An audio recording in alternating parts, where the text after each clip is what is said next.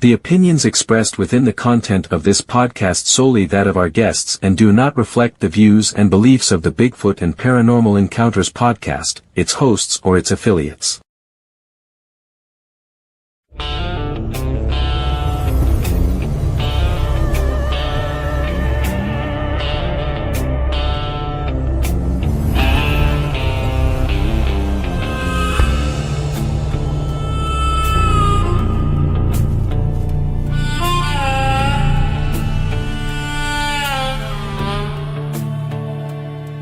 The sun sinks low in the Allegheny Pines. There's a shadow moving between the timberlines. The city folks are sleeping, but the woods are wide awake. And there's more than just a wind making the laurel shake. Down a dirt track road where the cell service dies sits a man with a mic and the truth in his eyes. He's broadcasting live from the cryptid cabin floor, deep in Pennsylvania behind a bolted door. It's Bigfoot and Paranormal Encounters tonight, shining a lantern on the things that shun the light. Yeah, Dave Bruce is the pilot and the haunting stars now. So pour a stiff drink and wipe the sweat from your brow.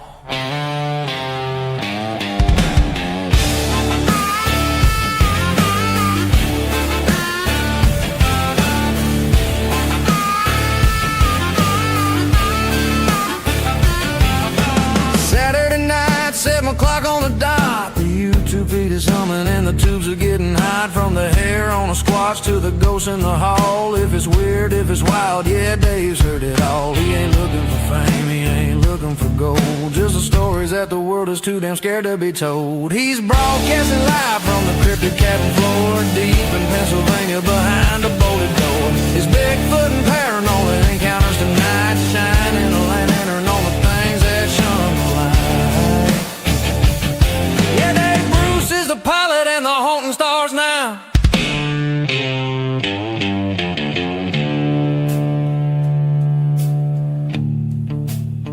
7 p.m. Eastern. The woods are calling your name. You're in the cabin now. Welcome to the show.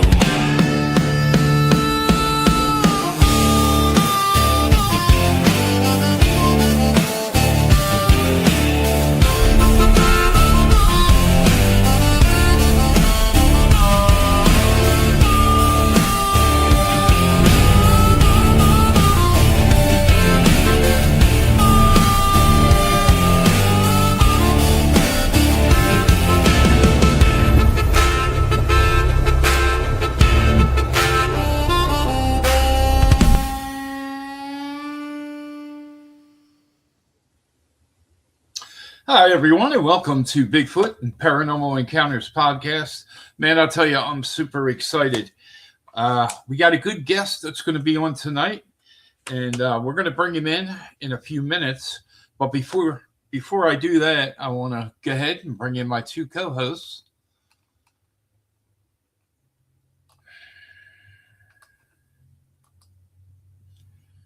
Hi, everybody. There we go. Hey, hey, how's it going? How you doing, Billy? Billy, are you behaving yourself? No. You're not behaving yourself. Okay, Never. guys, let me tell you, I'm super excited. I've been wanting to get this guest on the podcast for some time now, but he's a busy man. He's at a lot of conferences and does a lot of podcasts, so we're going to be talking to him tonight, and we're going to be talking about Bigfoot. So he's got some interesting things to share with us. I'm a little tongue-tied today, so I just got up not too long ago. I decided, well, look, I'm going to take it easy today. So I did. And let's just go over some things. Before we start, I want to throw this up there. Yes, please keep our troops in your prayers. As you know now, they're talking about putting boots on the ground. So let's pray for them. And also, myself and Karen, she currently is involved in the fire department. Support your first responders as well.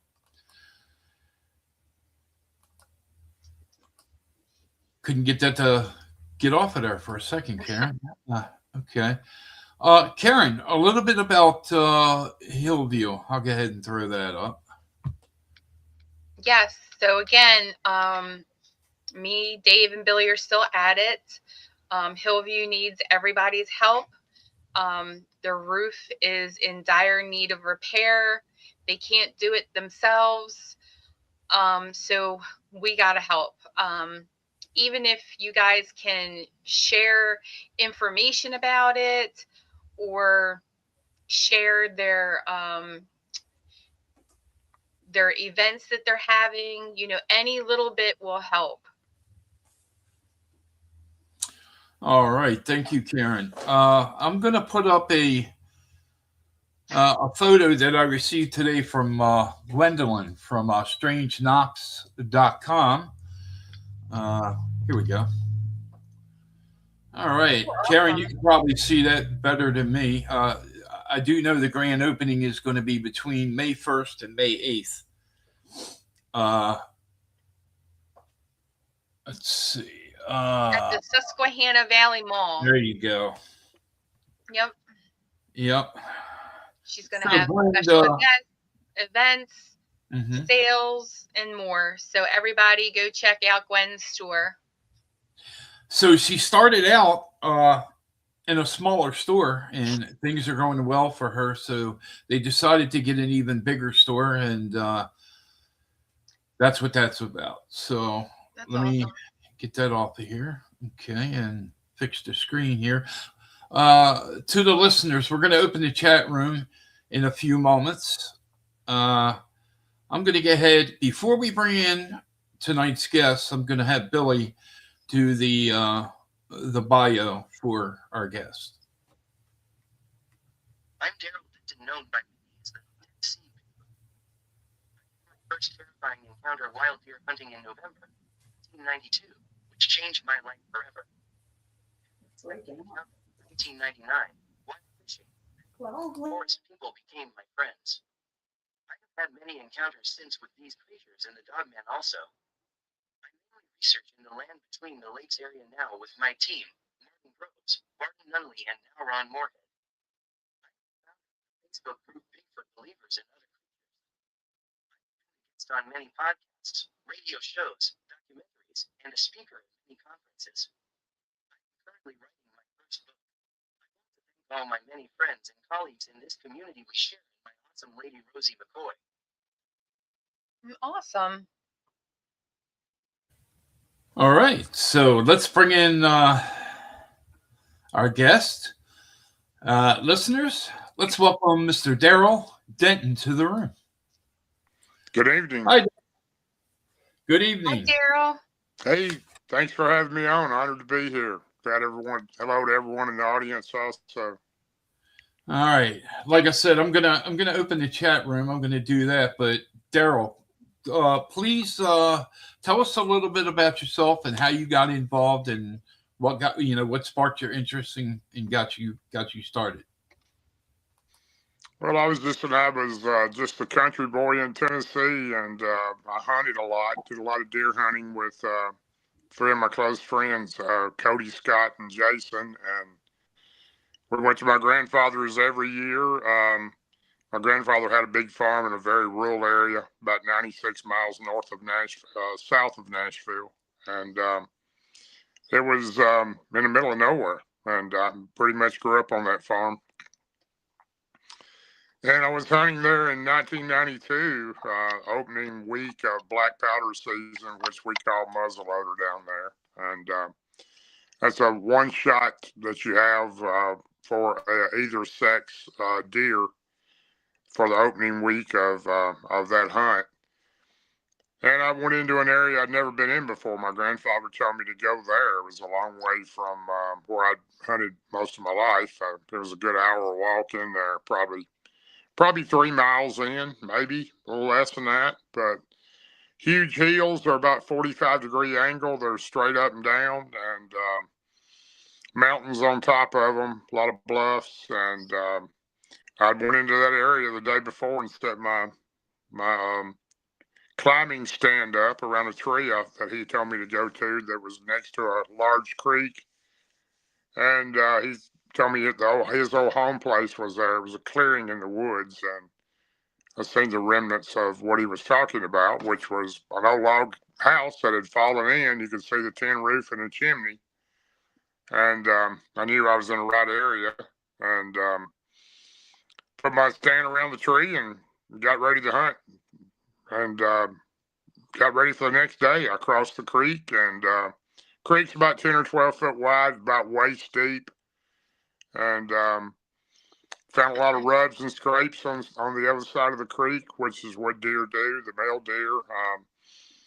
And I had a drag rag on my boot, which I always put around my boot when I walk in, and I put deer scent on it, and it kind of covers up the human scent. And hopefully we'll lure a large deer in the area the next day, and I'll hang it on a limb on a tree on the other side there, right in front of where my stand would be. And I did that. I jumped up and grabbed the limb on this tree. It was probably a little over 8 foot tall, and I tied that drag rag off my boot and tied it onto the limb, and it kind of scents that area, gets a scent down that hollow, and fluctuate through the night, and we'll probably pick up some type of animal, mostly deer, pick up that scent. And went on back to my grandfather's place, and I had my camper out next to his barn. I pulled up with my truck, had a real nice pull behind camper, and two of my buddies drove their truck and pulled our ATVs on a trailer. We all had ATVs or four-wheelers, whatever you'd like to call them, and we're all set up to camp and hunt for the week. And we've been hunting there opening week every day for, at that time, about 5 or 6 years. This was probably our 7th year, all of us hunting that area. And we always kill deer, everybody limited. So just not a lot of people hunt out there. And that area that I was in, I'd never been in there before. I practically grew up on that farm and hunted there, but I'd never been to that spot that far in. I'd been to the location years before by vehicle, then walked a gravel road to get there because my granddad had showed me where it was at when I was younger. But anyway, next morning, we all went to the camper, grilled out that night, and next morning my grandfather come down and knocked on the camper and said, "Boy, get up, time to go." And I got my gun and I headed that way and went down behind my grandfather's house, and there's a gate, and I walked through that gate and latched it, and it went across about a 200-yard wide field. Had a lot of sage in it. That's where his cows were. They were in that particular field. And walked to the other side to a wire fence with a double row strand of barbed wire on it. It's about probably 6.5, 7 foot off the ground, and climbed over it and jumped off into the leaves and started walking up that hill. And these, like I said, these hills are like 45-degree angles. And I made a few steps up, and then I heard something to the left of me, and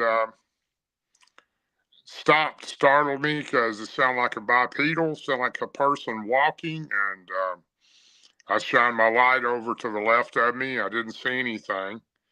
And then I shined it again. It kind of startled me a little bit because I knew my grandfather wouldn't let anybody hunt in there, but just us, and nobody would be in there.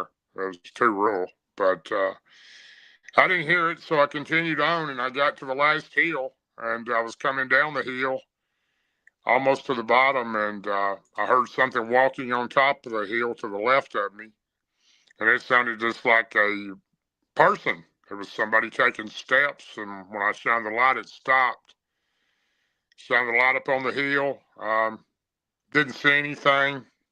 It stopped, and I got on down to the bottom of the hill there, and I found the stream, and I walked to the left and found my tree stand I'd put around the tree that day before, and a little startled, a little bit on my mind about, who's in here. I knew it wasn't a cow or a horse. It was somebody walking or something bipedal walking. And I pretty much got in my stand and put my feet in the climbing part and sat back in the part you sat in, and I started climbing up the tree. It takes about 15 or 20 minutes to get up the tree. I go 28 feet up. I have a rope tied to my belt loop, and it has a hook on the bottom, and the hook is on my 50 caliber black powder rifle. And when I get up there, when it gets tight, I'm 28 feet up. That's how long the rope is, and that's about how high I like to hunt. And I kind of lean back, and which makes the blade on the climbing stand kind of dig into the tree, and reach behind me and grab my safety strap that I'd put up there the day before and wrapped it around me under my arms, and had a couple limbs cut off there behind me, and hung my fanny pack on one of those. And it had my powder horn in it and a couple extra pieces of lead and the firing caps for my black powder rifle. I can usually reload in about 2 minutes. That's about as fast as I can get it done. But had that behind me, and I also had a little bag of my lunch hanging behind me on the tree limb I'd cut off the day before, and I'm ready to hunt. I just kind of leaned back a little bit, and I got a little bar in front of me that pulls up, and it goes around me, and it's got a camo thing that folds out, and it goes drapes down past my feet, and it's about under my chin. And pull my rifle up and put it in between me and leaned it against the bar in front of me and unhooked it from the rope, and I'm ready to hunt. So I'm sitting there in the dark, and I don't know what time it is in the morning. It's before 6, and just waiting for the sunlight to come up. I didn't hear anything else to the left of me or back behind me walking, so I didn't feel very startled about it like I did. But soon the sun came up, and I could hear squirrels running around below me, and chipmunks, the regular things you hear in the morning when the sun comes out and daylight comes about. And real foggy morning. I could not see across the creek. It was a thick fog on top of it, and I had to wait till that fog broke before I could actually see the other side where I'd hung the drag rag and what was the remnants across the creek to the left of my grandfather's original home. And finally it broke, and it was a clear sunny morning, and it was a real large harvest of acorns that year, and deer love acorns. And the other side of the creek was just covered with them where I hung the drag rag, and there was a little game trail there on top of that bank when you come up on that other side, and you could see a lot of tracks in it where deer had been walking on it. And felt pretty good about the hunt, and I could see the drag rag hanging on the limb, and I'm waiting. And to the left of me is a large thicket of cane. It looks like bamboo, but it's cane in Tennessee, and it grows 15, 16 foot tall. It grows real thick, 2 or 3 inches round, and it grows all down the side of creek banks and river banks in certain areas. And I had one of those to the left of me, and it went on down to where it bent, and I couldn't see what after the bend, where it went, but it was pretty thick down that left side of me with that cane thicket. And shortly after, I noticed a deer come out of the cane thicket somewhere over to the left of me.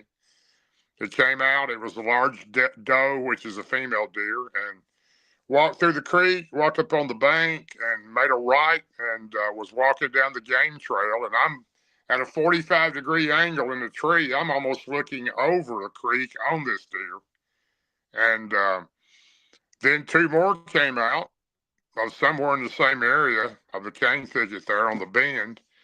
They were a little younger than this one. They were probably, that was probably the mother of these 2, and they walked right behind her, and they walked down. They were all just walking around, taking their hoofs and digging in the leaves, and they were eating acorns, and which is pretty common for white-tailed deer to do that time of year. And I watched them just mill around like deer do, kick through the leaves and eat acorns for a good while. And then all of a sudden I noticed the large doe, the female, was straight ahead of me, but she had turned to the left, looking over into that cane thicket somewhere.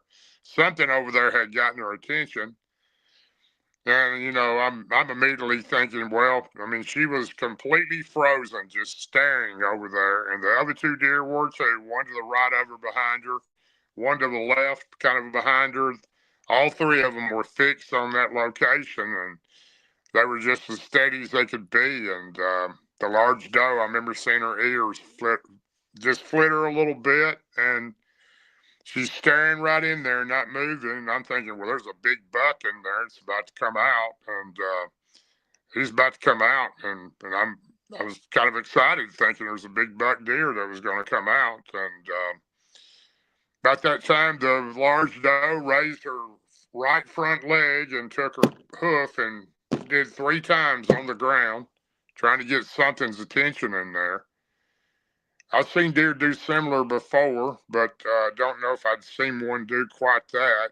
And still staring like right at that area without moving. And then she raises her nose and she does a real loud blowing sound. It almost sounds like someone sneezing, except a lot louder. And she's still, after she does that, she's staring right in there, just doing this number. And all of a sudden, she turns to the right and runs right past me. I'm looking down on her. She runs right by me. The other 2 deer running behind her like somebody had fired at them or scared them to death. It's very unusual to see deer do that unless somebody spooked them somehow.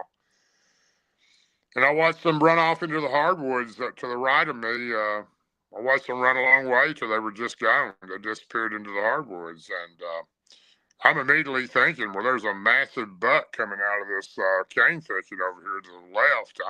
I'm ready. And you got one shot with a 50 caliber black powder rifle, and it needs to be a good one, because by the time you reload, it's normally gone. I'm waiting, and I still haven't seen anything. And then all of a sudden, I see this cane thicket. It's moving. In the very back of it, I can see like 5 or 6 of the cane just waving. Something's coming from the back of the cane patch to the front of the cane thicket, and I'm watching all these big tall pieces move as something's walking through it, and I can hear it popping and cracking. Something's breaking it as it's coming through. And I'm immediately thinking this is one massive buck deer. I mean, I'm excited now, because this thing's huge, and it's about to come out. And I watched it all the way to the cane thicket stopped, and right at the edge, this deer had stopped, or whatever it was, had stopped right at the edge before it stepped out and showed itself. And then it stepped out. And I'd never seen anything like that. It was the ugliest, meanest looking thing I've still to this day ever seen. And it stepped out. It took one step and just jumped or leaped across the creek to the top of the other side, to that game trail that was on the other side, and immediately turned to the right and was walking right down the game trail. I'm looking again. I'm at a 45-degree angle in a tree 28 foot up. I'm looking almost over the creek on the game trail by the angle I'm at. And this thing walks and stops right dead straight where I'm looking down on it. It looks right at me. It knew exactly where I was at. I knew then this is what I heard that morning. And this thing was so mad, it was really pissed. And it was showing me its teeth, gritting them at them and showing them to me. And showing me it's just like it was so mad. Its face was irritated looking. One side of its mouth was kind of uncontortion, like it had been in some type of accident, or maybe born deformed. It was kind of wrinkled on the right side of its mouth, and it was just staring at me like it wanted to kill me. And then it started growling. And I'm looking down on this thing. I'm not that far from this creature. I might be I don't know, maybe 50 feet, and I'm up high looking down on it, and it's not taking its eye off of me. And then it turns to the right. It walks right over on the game trail. It reaches up. It grabs that drag rag that I hung in the tree limb the day before, pulls it down and smells of it one time. Then it rips the tree limb out of the tree. This wasn't a massive tree limb. It was probably 3 to 4 inches diameter where it went into the tree, or the base of the tree. But it ripped it out, and that got my attention. It just threw it on the ground. It takes 4 or 5 steps right back to where it was at. It turns, staring at me again. I'm just trying to breathe because I've never seen anything like this, and I don't get scared very easy. I've seen about every creature you can think of in the woods, and had them be a little nerve-wracking at times. Bear, bobcat, different things that can harm you, but they don't scare me. But I never seen anything like this. I didn't know anything like this ever existed, and then it lets out this massive, long, yell-like scream. It's like a scream, but a yell at the same time. And it's so loud in that hollow, it just echoes all down the hollow. Well, I thought, this is it. This thing's coming across that creek. It's going to pull me out of this tree. And what should I do? And I remember reaching down and pulling the hammer back on my 50 caliber black powder, and I heard it click. And I thought, I got to shoot it between the eyes. That's the only chance I've got, because this thing's going to come across the creek and pull me out of this tree. And it was mad. There's just no way to explain the expression on this thing's face, how mad it was at me. And I really didn't understand what I'd done to it or why it was mad. And it was, I thought literally for sure that it was coming across the creek and pulling me out of this tree. And instead of shooting it, I thought, well, if I shoot this thing with this one bullet and it don't kill it, all it's going to do is make it madder than it should be. And I held off from firing on it. And about that time, just for no reason at all, it turned to the right and starts walking away. It stopped one time and turned and looked right at me. Then it continued to walk off into the hardwoods until it disappeared into the hardwoods. And I wasn't going to take 15 or 20 minutes to come out of that tree with that tree stand, climbing it down. I lowered that bar in front of me. I grabbed my gun. I jumped 28 feet out of the top of the tree and landed on the leaves on that 45-degree angle hill and slid all the way into the creek up to almost between my waist and my chest, and had my gun above my head. And I looked back and I didn't see it. And I turned to the right and ran up the hillside the same way I came in. I ran as hard as I could run, and I kept looking back. I did not see it. I kept looking and looking. And by the time I got to the top of the first hill, I was so winded I had to stop just to catch my breath. And it was very hard to climb those steep hills anyway. And with running with everything you had, I crossed that hill and I started up the second hill. I looked back on top of the first hill. There stands the creature next to a tree just looking at me.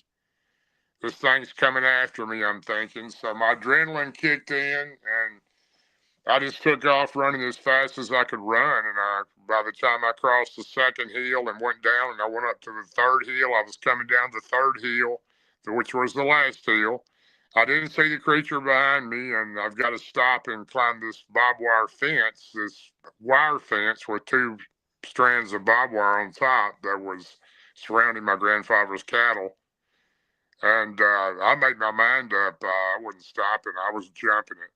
So running down that hill as fast as I could, I cleared the fence. The barbed wire caught the edge of my pants and ripped them all the way up past my knee and tore a huge gash in the side of my leg. But I didn't even know I'd done it. I just kept running.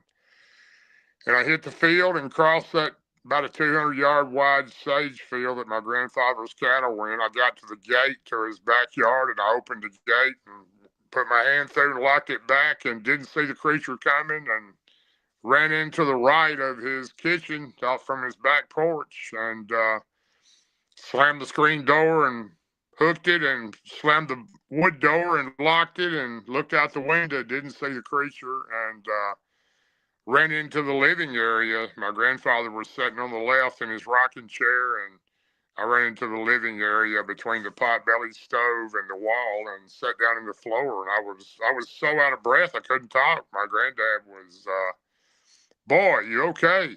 And I just couldn't talk. I was so out of breath. I'd run so hard, and I sat there a few minutes, and I just kept shaking my head. I couldn't talk, and got up and went in the kitchen and got me a dipper of water, and came back in and caught my breath and sat down next to my grandfather on the couch. And he said, "Boy, what's wrong with you? You look like you seen a ghost." And I said, "No, I didn't see no ghost, but I seen a monster in the woods." And he said, "A monster? There ain't no monsters around here." And my granddad was 92 years old at that time, but he wasn't a regular 92-year-old man. He never owned a car. He had 2 mules and a wagon, and he drove to town to get groceries. He drove that thing everywhere, and he worked the old ways. He was a tough old guy, and he was like a 60-year-old when he was 92. And he said, "Boy, I don't know what you seen." And I said, "What it looked like?" And I told him what it looked like, and he goes, "Oh, you seen a wood booger." I said, "Granddad, you ain't ever told me about no wood boogers around here." And he said, "No, I didn't want you to know about them because then you wouldn't hunt, you wouldn't camp in the woods, and you wouldn't spend the night in the barn and do all the things you've done growing up on the farm." And they're around here. They've been around here as long as I remember. The old folks called them the wood booger. My dad knew about them. My uncle knew about them. And I've seen 4 in my lifetime. I'll be working in the field with the mules and look up and they'll just be standing there at the fence watching me work. And I've heard a whole lot more than that. I hear them yell at night and scream, and I occasionally will see 2 or 3 in a brush pile or something. But yeah, I know about them. He says they're pretty territorial. They don't harm you, but they don't like you in their area. I should have thought about it where you went. Nobody probably been in there in 30 years, and you probably messed a ton up, and they wanted to run you out of there. And I said, "Well, they done a good job. It got me out of there." So my granddad said these things are very intelligent. Like I said, they don't harm you. In the wintertime, they come here to the hen house, and they'll get 2 or 3 chickens out of the hen house, and they'll lock the gate back from the hen house, and they'll leave a little pile of rocks and sticks like they're paying for it. And then they venture off, and the only time they get the chickens is normally in the winter. They'll do it 3 or 4 times because I'm sure they're hungry. So pretty much my first encounter. Well, first question I have for you, when you were explaining about being up in the tree and you were looking down at it and it was looking, back at you. At some point you came down out of that tree and you said you ran off. Listening to you, describe that, and I just closed my eyes for like a split second and I started thinking about my dog man encounter, because when I had that, I pretty much froze up. Like every muscle in my body just locked up.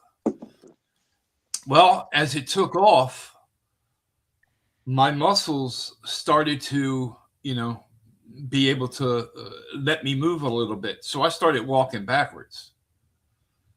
And my back at some point touched the tree that's in front of my cabin. And that woke me up. Every muscle unlocked.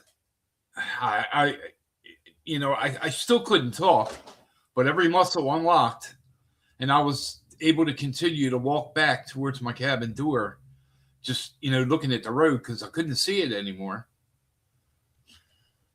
Well, if that would have been me and I was up in that tree, I don't think I'd have come down. I don't think I'd have been capable of coming down. Well, I mean, it sounds, I've been zapped 3 times by these creatures, twice by Bigfoot and once by Dogman. You may have been zapped or impersonated yourself. I don't know, but possible. But, I have. It definitely has an effect on you. I believe it's a form of radiation. Right. I believe that they have a natural ability to do that if they want to. I don't know if all of them do, but I know some of them do. And, I found out a long time ago the way to come out of it, mainly because my best friend of 46 years, Martin Groves, and I have been researching together for way over 30 in that land between the lakes of Tennessee and Kentucky. And, I had my first encounter in November of 92, and it terrified me so bad, I didn't go back into the woods for 7 years. I didn't deer hunt in the woods. I deer hunted in my truck in the fields, and I didn't go in the woods anymore. I had nightmares for months. It went on for a long time, and 4 months later, but at that time, I'd just been elected official in my county, and um, I was just elected that month before that happened. And 4 months later, like I said, my best friend, Martin Groves, he was a deputy sheriff in the county that I was representing in my elected seat. And my close friend, he had his first encounter 4 months after mine. And back in those days, you couldn't talk about this stuff. There was nobody to talk to. There wasn't any podcasts. There wasn't any groups. There wasn't anything. You just had to just suck it in, because if you brought it up to people, they all looked at you like you were crazy. And, they thought you'd either been drinking or smoking something. And that wasn't the case at all. But Right. Martin was almost eaten alive, him and his partner Harry, by 2 dogmen and 2 Bigfoot that tried to stop him from leaving the area. So, unfortunate as it was, Martin had PTSD until 2022, and the only person he talked about his encounter to was me. We went to lunch almost every day, and the only person I talked about my encounter to was him. So we relied on each other, and because we trusted each other, and we knew that we were honest and we weren't going to never mislead each other or anybody else. But when you start talking about that stuff, and even today it has a little effect on some people differently, but nothing like it did then. Now today's 100% better than then. So you have to. It's a thing that's very difficult to overcome. If I hadn't had my second encounter just fishing, I wasn't looking for these creatures. I didn't ever want to see another one. I didn't. I didn't even have a clue that I'd ever see another one. I didn't want to see another one. But when I had my second encounter just fishing on the Common River, if I hadn't had that encounter, I would have never recovered, I have no doubt, from the PTSD or the fear that I had from this creature, because I realized that not all these creatures are bad. They're like people. There's good and bad in everything. And the second people that I run into, I call them the forest people. They were my friends. They were never aggressive toward me. And it didn't start off that way, because I was leery of them. I didn't want anything to do with these things. But after it got to the point where it was where I could tolerate them, they tolerated me, and they trusted me, and I trusted them, and I built trust. Then it became a really good friendship we had, and they definitely have a way of reading your intentions, and they know your heart. So, but Martin had this issue till 2022. When he told his story for the first time in Paris Landing, Tennessee, in the first annual Dogman conference. And it was hard for him to tell it, because he'd never told anybody but me. And but he did it, and it was like instant relief to get that off his shoulders. Yeah. It seems like you're very lucky, because you're, like you said, your grandfather already knew about it. So as you were telling him, he, was pretty much already seen it and experienced it. So, that was good support for you. I hear many stories where people don't have the same support. Oh, sure. I was lucky. My granddad lived on the farm all his life, the same area, and he knew about them. Come to think about it, he even told me, he said, boy, them sounds we heard on the porch at night, because we didn't have air conditioning. I mean, it was hot in the summertime, and we worked. We had tobacco we raised crops, we raised garden, everything else. So it was hard work on the farm. I worked with my granddad all the time, and at nighttime, we were in the evening, and at nighttime, we'd sit on the front porch. That was our entertainment. We'd just sit on the front porch, and he would talk, and he had an old radio that played. And every once in a while, some country folks would come over and play or pick something. But you'd hear all kinds of crazy sounds in the woods. I mean, just crazy sounds, screams and yells and stuff. And my granddad, I'd say, "What is all that noise?" And he'd always say, "Oh, it's just an old catamount." And I'd say, "Well, what is a catamount?" And he'd say, "Oh, just a creature." Well, come to find out, the catamount was what I seen. The same creature. He just called it a catamount instead of a woodbugger. So, but you could hear them screaming and yelling around the place all the time. And I took his word, it's some kind of creature.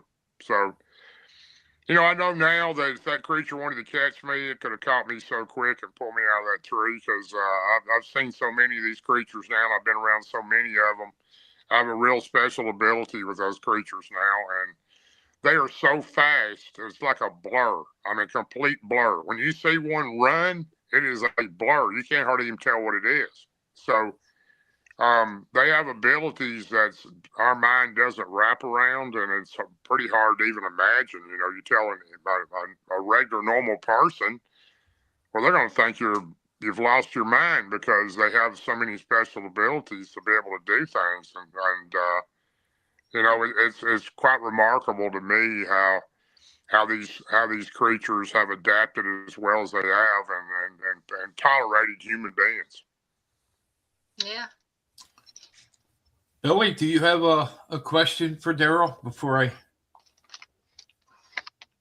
I think that pretty much every encounter I've ever heard described with Dogman is fairly negative.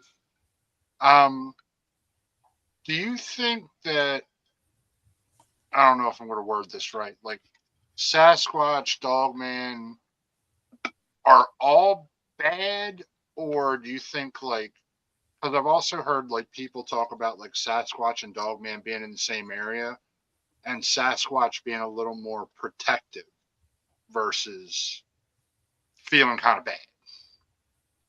Well, again, it's like I said a minute ago. You really can't judge one creature as all, and there's good and bad in everything.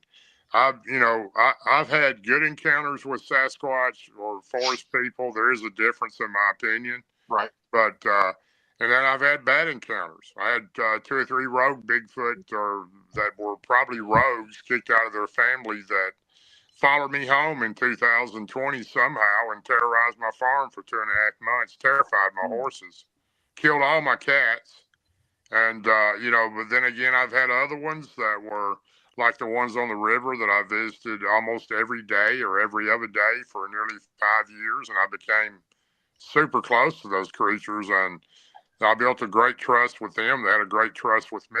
And we understood each other. And the highlight of my life was when the female touched my finger. And that was something that I'll probably never have happen again. So the Dogman, I've seen 4. I've seen more than that in the bush. I couldn't tell how many, but I knew it was Dogman, or may have been 2 or 3 of them. But 4 complete creatures with my eyes. I've seen 4 of them. My first one was in Tazewell County, Virginia. It looked like a massive, large black German Shepherd. It was about 3 times the size of a normal German Shepherd. And it walked on 2 legs, and it galloped across the field like a horse. It didn't run, it galloped. So the other Dogman I've seen in the LBL, all the other 3 were in the land between the lakes. And none of them tried to kill me. The one that Martin Groves and I seen that went from a interdimensional mist into a complete creature and had a head of a lion almost, mane around its neck, and his head was half the size of the windshield of our truck. That thing was 5 foot from me. I could have touched it, and it didn't try to kill me. It went around our truck. We're in the middle of nowhere in an area called Russian Creek. If you don't know Land Between the Lakes, you probably don't know where I'm talking about, but it's in the middle of nowhere and off a gravel dirt road that goes to nowhere. But that creature didn't try to kill me.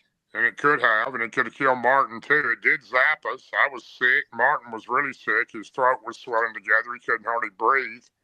And his tongue swelled up, and I was worried he was going to suffocate to death. But they have an ability to do that. But again, it could have easily attacked both of us and killed us right there, and it didn't. So I don't think they're all vicious. A lot of people seem to think they are, but no, I don't think they are. And I do think some of them do run together with Bigfoot. I think that at one time, I don't think they did, but they do now. Now, Martin, when he had his encounter in 1993, April of 93, there was 2 to 3 dogmen in his camp. They followed him back from a turkey hunt at dark. And then there was 2 Bigfoot in front of his camp trying to block their truck from escaping. So they were working together then. Right. You know, it's just hard for me to pinpoint or put anything on one creature and just say it's bad because there's a bad one. So there's plenty of bad people, but there's a whole lot of good people too. Right. Okay. Darrell, what do you think a Bigfoot is? Well, I 100% believe it is a human hybrid. Okay. Now, do you think Bigfoot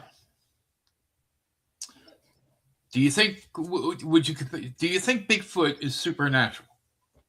I think it has those abilities, yes. I think they're flesh and blood, but they have supernatural abilities. Okay. I know they can do, Ron Moorhead, my other best friend that has my radio show with me on Monday nights. Ron probably knows more about quantum physics than anybody that's existed. He studies them on a continuous basis. He reads about it. He learns about it. He never learns enough about the higher vibration of energy that we have in our bodies. And so do these creatures we call Bigfoot or forest people. And I think that's the way that they can transfer themselves into different things. And they can also have special abilities to do the different things. So, They have abilities that it's real hard for the regular human being to wrap their mind around. I've seen 4-inch tree limbs twisted like a straw. Now the brute strength it takes to do that is just unimaginable. And they understand your intentions. When you're around these creatures, they pick up on you and they understand these intentions that you have. And somehow they pick up to know if you're a good person and what you're in there for. If you're walking into an area carrying a gun and a camera, your chances of seeing one are pretty slim, but if you do, they're going to run you out. They do not like people.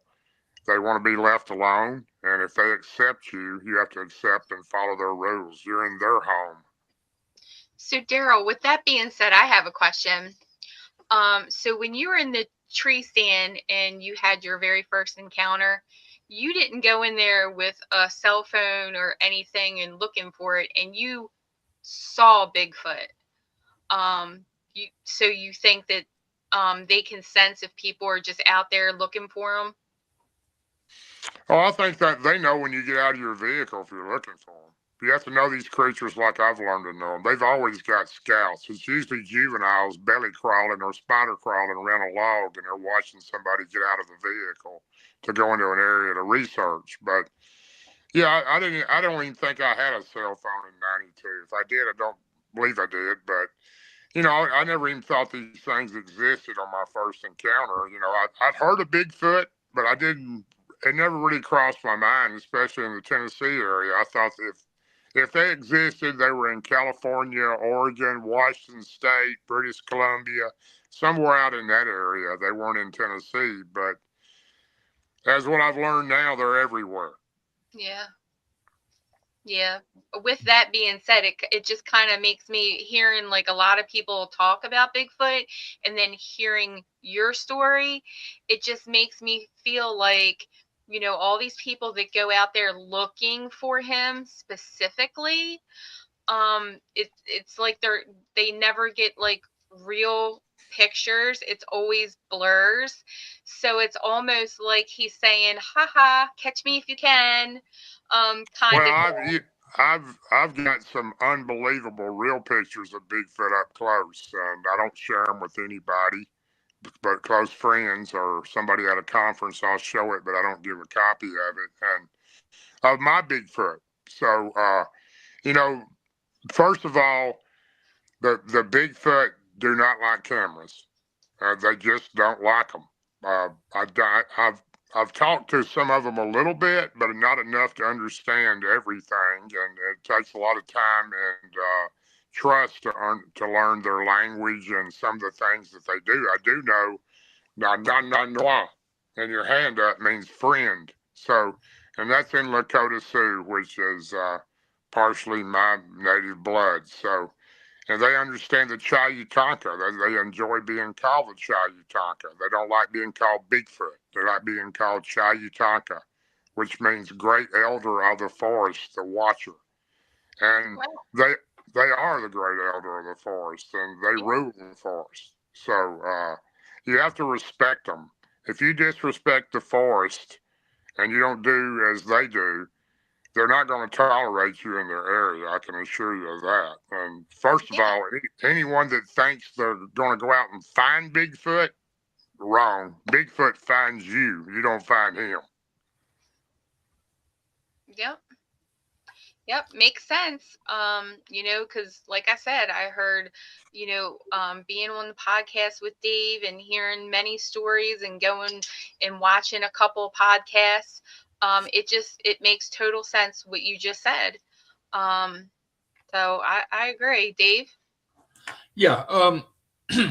Darrell, when I first go into the woods, what I do is I look around, I look for evidence, I look for tracks, tree structures, you know, anything that could have been disturbed.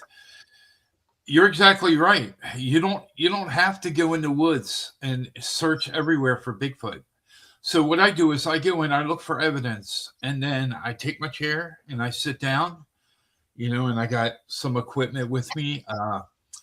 I just sit there because Bigfoot's going to find me. Okay? They exactly will. He already knows. He already knows I'm in there.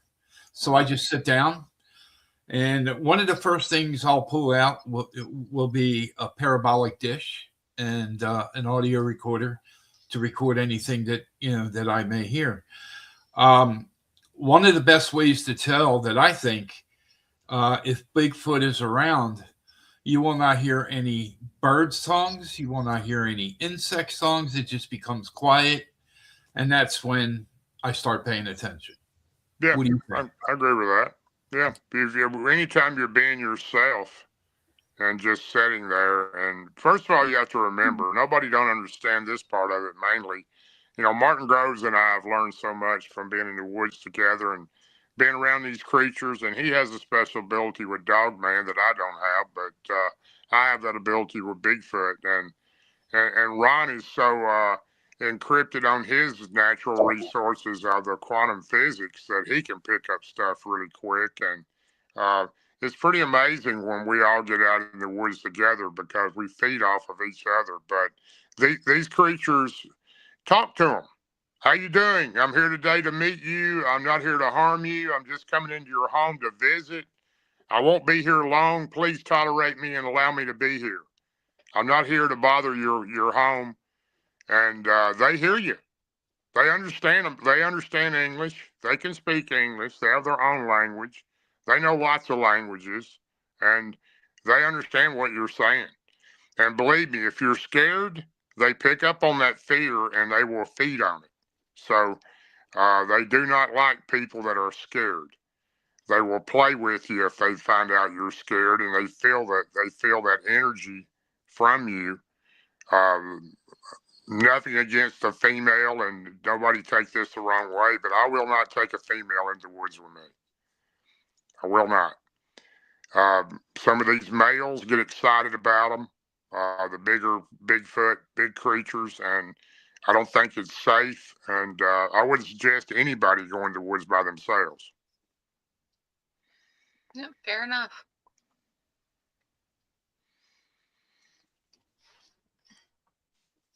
You're muted, Dave. Okay, let me try that again. I apologize. All right. So what we're going to do is we're going to take a quick break. We're going to go to a commercial or two. But when we come back, I want to talk to you about how you became friends with a family of Bigfoot. All right? Okay. Deep in the woods, the stories are real. But on the airwaves, the truth can get lost in the noise. Gary Kendrick is host of Sasquatch Watch Radio. Every Monday night at 9 p.m. Eastern, we cut through the chaos. We aren't here for the drama or the ridicule. We're here for the evidence. Join us each Monday as we talk with researchers, investigator, and eyewitnesses who have come face to face with the unknown. It's a serious look at me in a respectful environment. Find us on YouTube, Facebook, and Rumble. Subscribe today and visit us at squatchradio.com. Sasquatch Radio, the search for the truth starts here. Just click on that SWR logo on the lower right-hand corner of your screen to subscribe.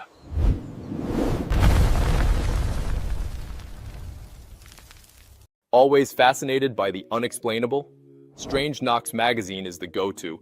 Flip it open, and boom, mind-blowing mysteries, zero fluff, packed with eerie tales and uncanny stories that mess with your head in the best way. Perfect for those nights when Netflix just doesn't cut it. Once got so lost in a story, forgot the pizza in the oven. Check out strangenocks.com and let mystery knock back.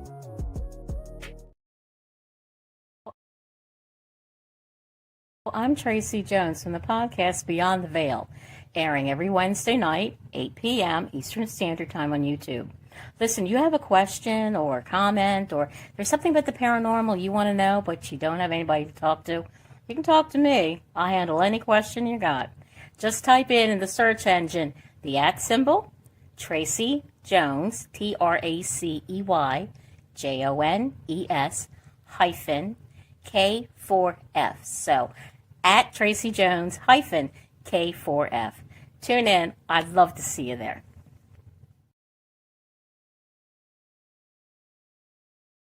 Where the candles glow and the old ways stay, there's magic waiting every day. Crystals shine and broomsticks sway at crafty witch soiree. Don't forget to like and follow us on Facebook.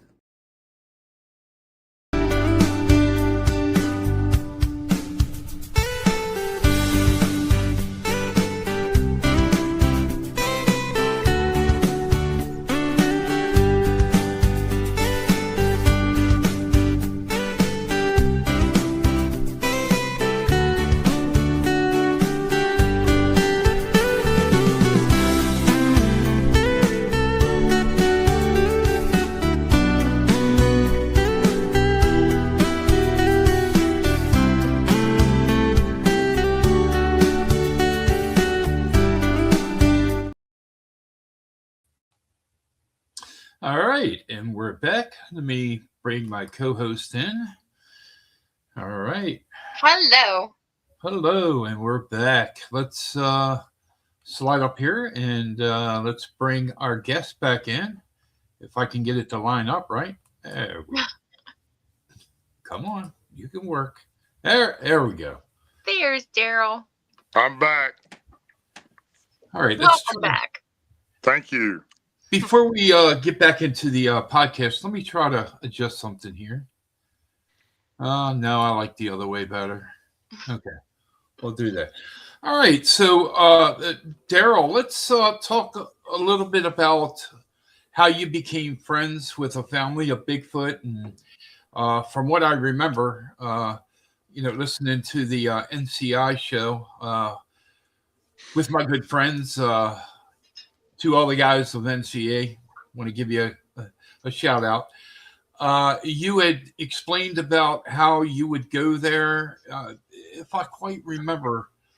Yeah, it was basically, after I had my experience in '92, I didn't go in the woods for about 7 years, and I didn't want to see another one of these creatures ever again. So, I've still to this day never seen anything that looked like that first creature. It was it was the ugliest, meanest looking thing I've ever seen, and I hope I never see another one of them. But, I was just fishing. I had a special area that I fished in on the Cumberland River between Nashville, Tennessee, and the Cheatham Dam. It's pretty remote out there in that area, a lot of wilderness, and actually a large game reserve out there in that area. But the area we fished in, two of my buddies, Donnie and Dwayne, their uncle or somebody worked at this plant that was on the river in this remote area. And I believe it was a water or a sewage facility where they services from one of the counties, and it was located on the river. And we would go down to that plant. Behind it, there was a large fence, and it was fenced in. You had to have a security guard and to get in there. And their cousin or uncle one worked there, and these are guys I played high school football with. So I'd been going there for quite a while, and we're the only people that ever knew about this place. I never seen anybody down there. It was so remote and out in the middle of nowhere that nobody went down there to fish. And you pulled in behind this plant in this fence, and you parked your vehicle, and you walked through a big gate to the right, and to the left, and you walked down this game trail through the woods, and it was probably, I don't know, maybe 150, 200 yards back to the spot we fished, and it was a clearing right there on the Cumberland River, and there was a large creek to the right that ran out into the river. And then there was a sandbar on the side of that creek that went from the bank where you fished all the way to about the middle of the river, and you could walk out on that sandbar, and you could actually reel your fish in, because fishing off the bank was 10 or 12 foot to the water, and a lot of roots were exposed out of the bank, and you get your line and tackle all tangled up in that. So if you caught a fish, you would go down and walk down the bank onto the sandbar and reel it in where you wouldn't have to get all tangled up. And it was just a really good spot that I started fishing when I was in high school with a couple of my friends that had permission to fish there. And it'd been years since they fished there. I'd fish with them, and I still went fishing there, but I haven't been fishing there like I once did. I'd probably go there maybe once a year, and it had grown up a lot since then. It used to be a little cleaner back in there, but there was a large kudzu patch. I don't know if you know what kudzu is, but it's this big, thick, ivy-looking stuff, huge leaves, and it grows on banks, and it's really thick. You can't hardly see through it. It's actually real comfortable to lay in. So it's just a really cool-looking big patch of like ivy, and when you get to that spot to the left of that area, there's a huge patch of that kudzu. It goes from the river all the way up to the back of this almost a mountain there. And the game trail continued through there, but you had to get down almost on your knees to crawl through there. We never went that far. We stopped right there and fished next to that creek on the river and walked down the sandbar. So it was around February of 1999, and it was what we call crappie season, or crappie season, some people call them, and that's what we call it in Tennessee for fishing. And I'd walk down there and went by myself fishing on a weekend. I believe it was a Saturday, and I walked back, and it was cold. It was in the 30s, early, maybe low 40s. It was cool. And that time of year is still cool in Tennessee. It's still snow occasionally. But I walked back there, and I had a minnow bucket with minnows in it, a styrofoam minnow bucket, and I carried my fishing post. I had a big 5-gallon bucket that I carried all my tackle in. And I used that bucket. I'd turn it upside down, and I would sit on it against a tree. That was my seat when I got in there. And I went down to that spot and got all my gear, my fishing poles out. Everything had minnows on it. And I set my minnow bucket to the left of the bucket next to the tree and caught a fish and went down the bank and to the sandbar to reel it in and put it on a stringer and came back up to sit down. And I looked, and my minnow bucket's gone. What happens to a styrofoam minnow bucket on just a day with no wind, and I couldn't figure out what happened to it. I got up and looked around for it everywhere, and I thought, this is strange. How does my minnow bucket disappear? So I started thinking there has to be somebody in here playing a joke or something, because nobody's ever stole my minnow bucket. And so I was basically out of action. I had no way to fish. I had no bait. So I got all my stuff gathered up, and I left and went and got in my truck and Came back the next weekend. The next weekend when I came back, the water was high. It'd been raining and snowing. And it was real damp and muddy that day. The wind was blowing. The sandbar was underwater. The water was high. And I put all my poles out and I was trying to fish and caught a fish pretty quick and went down to the edge of the bank. I couldn't go to the sandbar. It was underwater, and reeled it up and put it on my stringer and turned around and walked back up, and my minnow bucket's gone again. So I'm a little bit upset because I'm starting to think, well, somebody is in here and they're stealing my minnow bucket.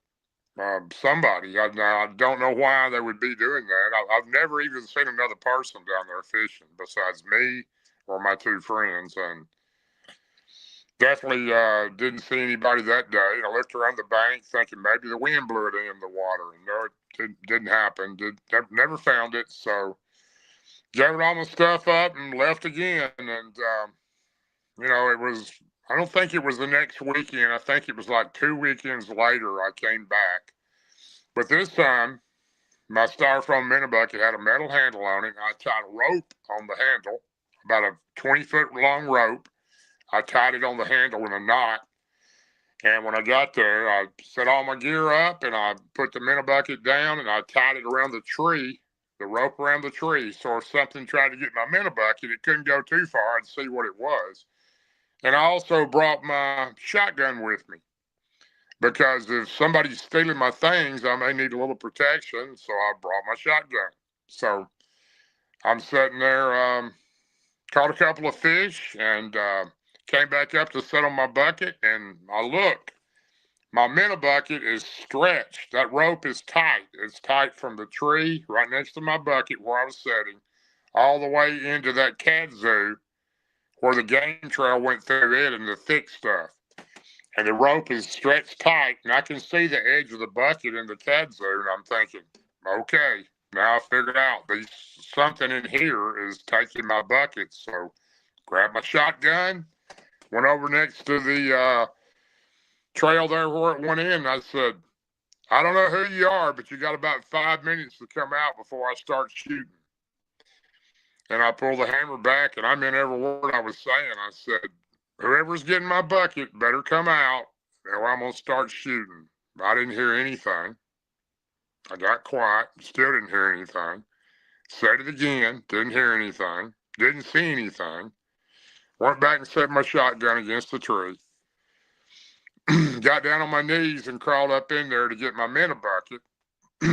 Right next to, and the trail's real muddy, and it's cold. It's in the maybe 30 degrees that day. It was spitting snow, and it was cold outside, but the trail was real muddy, and you can see deer tracks in the trail, just all kinds of regular small animals in it. And where the minnow bucket's at, the top is off, the lid, the styrofoam lid's off. It's on a rope and it's dangling. All the water's sloshed out of it, and there's one minnow in this bucket. I had 5 dozen minnows.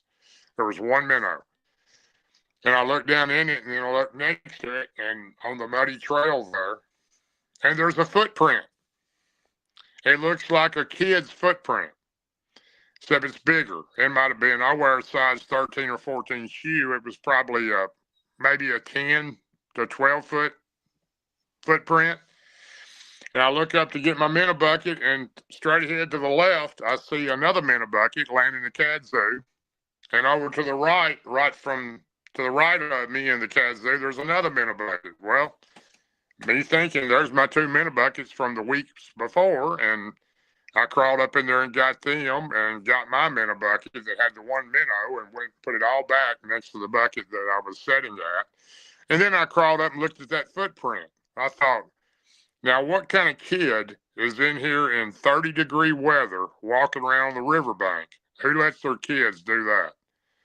Or is it a man or a woman that's, it's not a huge track, but it's a pretty good sized track. And I'm a little bit kind of nervous about it. I don't know if this person's going to come out or they got other people with them or what they've got. So I just sat on my bucket that I'm sitting on when I was fishing. I left all my poles out. I act like I was fishing, even though I wasn't fishing. I was trying to catch something out of the left, perimeter vision of my eye, and I'm sitting there looking straight ahead. I waited, and I waited, and I waited, and it was probably an hour and a half, 2 hours that went by, and I catch a glimpse of something moving to the left. And I turn real quick and look, and it's this creature holding on to a tree, a little small tree, looking at me. And then it went back in real quick when it seen me looking at it. And I thought, oh no, I don't want to be around these things again. It's another one of those creatures. It doesn't look like the one I seen, the wood booger, but it's another one of these Bigfoot creatures. And I grabbed all my stuff, picked it up, and walked over to the tree, got my poles and everything. I was ready to get out of there. I had my shotgun, and I said, well, I'm going to watch this thing for a minute. I got a gun, and I sat down, and I watched this thing for every 15 or 20 minutes, just glance out, look at me, glance out, look at me, and go in. And it didn't try to attack me. It didn't try to harm me. It didn't make any noise. I only seen one. I don't know how many was in there, but where there's one, there's always plenty. They're never alone. So I went on back to my truck, loaded up, and was thinking, I do not want to be around these creatures. I don't want anything to do with these things. And I drove off. Well, it stayed on my mind all that week. I just kept thinking about it, and I couldn't get it off my mind. And the next week I went back. I said, I'm not letting this thing run me out of my fishing spot. And I went back and had no intention of fishing. Brought my minnow bucket with no minnows in it, and I put my poles out like I was fishing. And the whole time I was waiting on this thing to come out, and it did. So it was leaning out looking at me after I was there about an hour and a half. It was looking at me, and it was looking at me, and finally it just came out, and it was just sitting there staring at me. It had the kazoo around it, but I could see its head and its shoulder real well, and it was just sitting there normally looking at me, and I was looking back at it, and I thought, well, there's got to be another one in here, and it wasn't but just a short time. Another one came in and sat down behind this one. It was about the same size as that one. That one was a female. She was about 5.5 foot tall. And there was a male about the same size as her that sat behind her. And then probably an hour and a half, 2 hours later, a big one came out and sat behind them. And he was about a 7.5 foot male.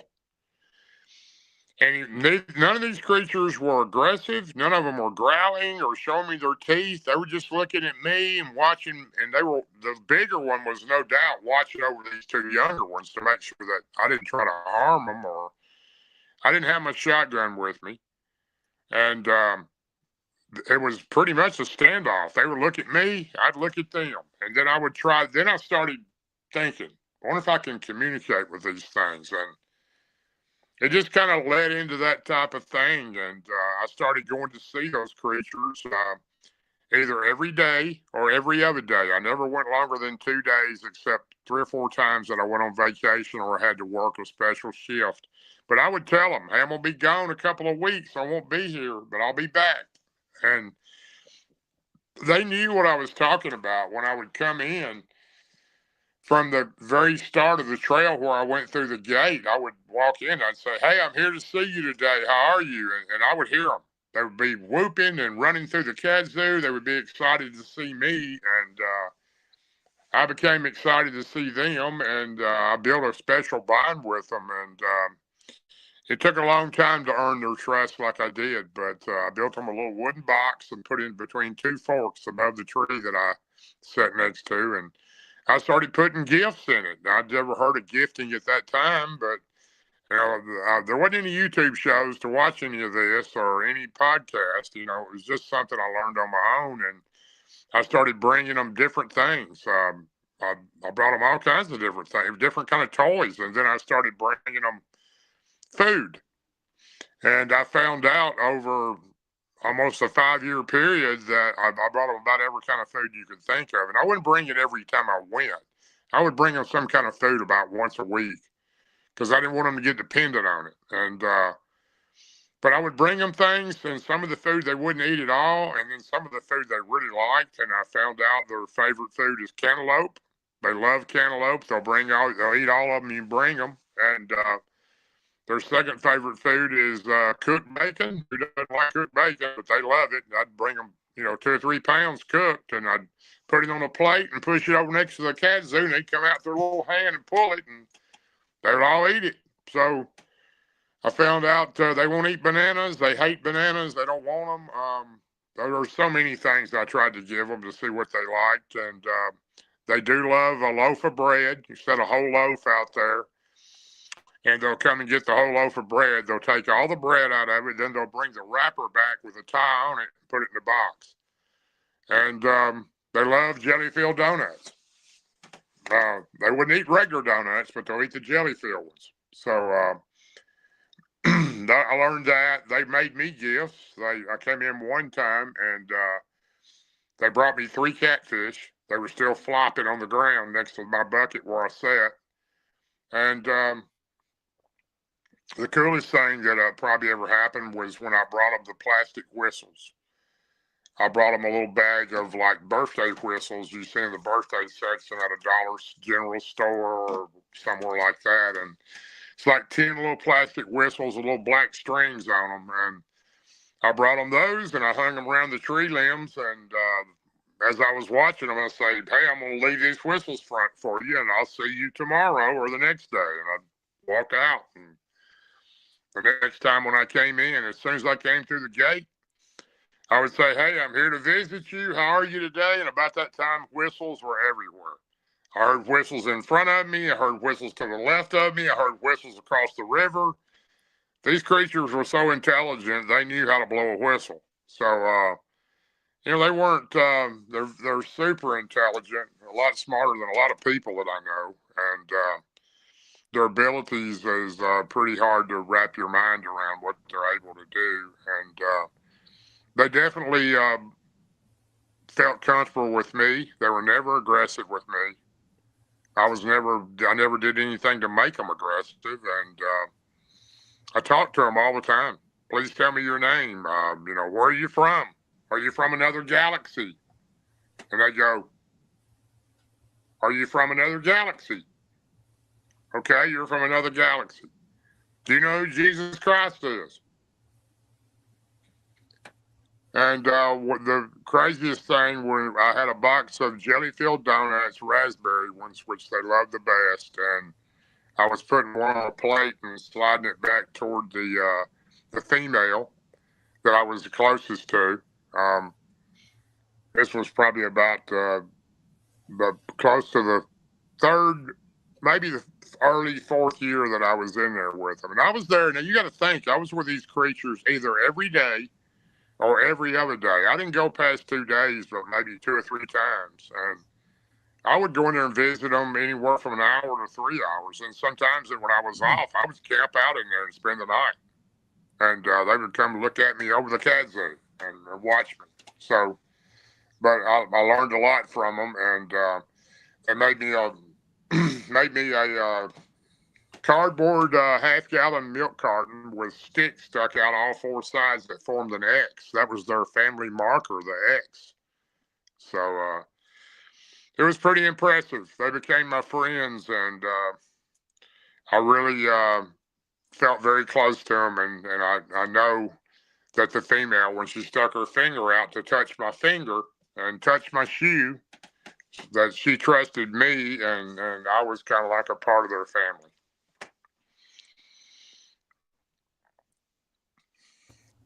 That is so awesome. Wow. So, I'm sorry, go ahead, Karen. No, I was just agreeing with you. I said that's amazing. Yeah. That's so. It was amazing. It really was. If it hadn't been for those creatures and my closeness to them and my friendship with them and their friendship with me, I would have never felt like I do today, because I had such a bad experience the first time that these creatures, like we were talking about earlier, made me believe that there's good and bad in everything. So these creatures had no intention of harming me, and I had no intention of harming them.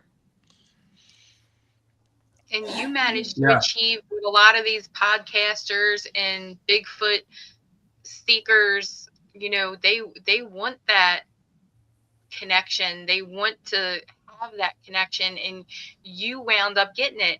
And the only difference is you didn't have a cell phone in your hand. You didn't have a camera in your hand, and they trusted you. Yeah, they did.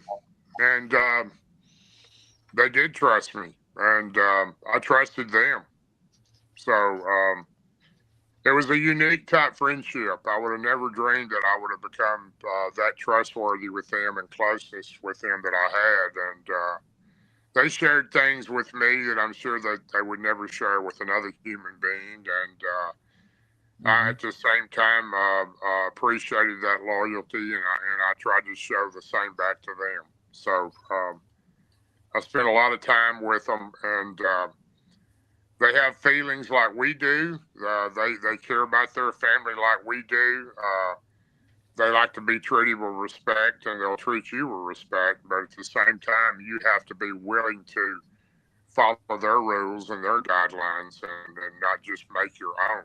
And as human beings, we have a real problem with that. We think we can just run over and do whatever we want to do to anything or any creature, and these creatures are human anyway. I 100% believe that Dr. Melvin Kitcham's genome project was dead on. I mean, how do you have over 100 samples of saliva, blood, and hair, and come up with 58% human female, 42% unknown creature? And I think that's where it relates to the other galaxy. That's probably the father of these original creatures. That's my speculation by what I was told by them, and I 100% believe that. They're not an ape, they're a human hybrid. Hey, Billy. Yes. Do you have a question? Billy always comes up with awesome questions. I like course. Go ahead. So when you talk about their dislike for cameras, do you think that's more like something physical in the way a camera works? Do you think it's more what most people's intentions would be, or kind of all of the above? Well, I wish I could answer a lot of questions. I'm truly no expert in anything. The only thing I'm an expert on is saying my prayers every day. But I can tell you that I can only tell you what I've learned myself. And right, I 100% believe by my Native American heritage of people I know that are full-blooded Native Americans. Some of those have made the comment to me over the years that they don't like pictures taken in cameras because they think it steals their soul. I was going to ask about that as well, because I know that was a historical concept as well through Native Americans. Right. Now, I don't know if Bigfoot feels that way. I asked them, they never did tell me. I've got several words out of those creatures over that time frame. And when I would leave, they can mock people very well. They're the best owl call of anything alive. They can do crows too. So, but when I would leave, I would say, bye, I'll see you tomorrow, bye. And all through the cats there, even the ones I couldn't see, the three that I did see, bye, bye, bye, bye. That's what you hear. They all mock me saying bye to me. And, the only other two words that I got out of them was a lot of their gibberish and some of the stuff but they know how to speak English. They don't want people to know. And I think it must be some type of almost like a forbidden thing to do. And I would think that probably the elder or the leader of their family probably relays to them, do not let people know. Even though they trusted me, they did like to share that they could speak English words, but they could, because the most astonishing thing that ever happened to me with them just a few months before I seen them last was when I brought them the jelly-filled donuts. And I said, I'm Darrell. Please tell me your name. And I would draw in the dirt right in front of him on the dirt trail there that had dried up in the hot sun instead of being wet and damp. And I would write my name. I'm Darrell. I can't tell me your name. And I'm sliding one of them a jelly-filled donut, the female that I was so close to. And I hear, Aleatha. And I said, what?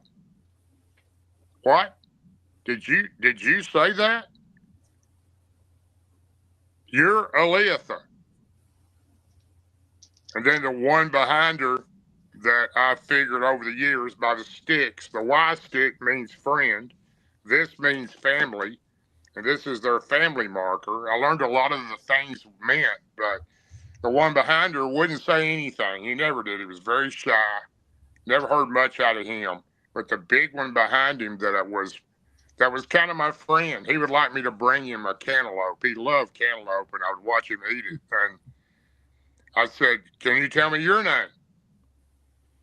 And he don't say anything. I'm sliding him a donut over in a plate. They don't like their food thrown on the ground. They want it in like a paper plate and push it over, and they'll reach out and get it. And, you know, that was the same day that she reached out and touched my toe as I'm leaning over to slide the plate, and then she touched my finger. I touched her finger like this, and it was cool. And he goes, Tobias. I said, your name is Tobias? That's the two words I got out of him over that whole entire hard work and trying to become close and learn from them. Besides, bye. So these creatures are just super intelligent, and they know way more than they show us. And they can 100% speak. I've heard other people and other researchers and American natives say they can speak an American native language, they can speak English, and then they speak their own language. But I never heard a complete sentence from these creatures, and I don't really understand why I didn't, because I know they trusted me, but I never heard it. I got two of those words out of them. One of them was Aleatha, and one of them was Tobias, and I'll never forget those. I can still hear today that tone of voice that came from them, and it was pretty impressive. And all the research and all the time I spent in there and money I spent on food and visiting them and my own personal time away from my family and my job, it was all worth it just to have that type of relationship with them. Awesome. Hey, Billy, do me a favor. Have Karen slide in there. I want to tell her something. Yes. Karen, when I said Billy has good questions, I didn't mean to make it sound like your question was not. I just like picking on Billy. Yes, you did. So, you know, he's the one that said you were fired, not me. No. Oh, whatever. I have recordings. Fake news.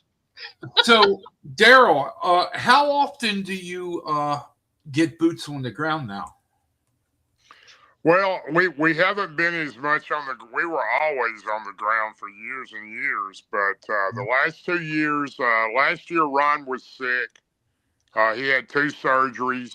Matter of fact, we both were supposed to speak at Beachfoot the very last year of the great conference they have out in Oregon. That so very honored to be invited to that. They only invite 100 people, so okay. We didn't get to go to that. He was sick, and I was having some issues myself, and then he had another surgery on his neck last year. Martin was sick the whole year.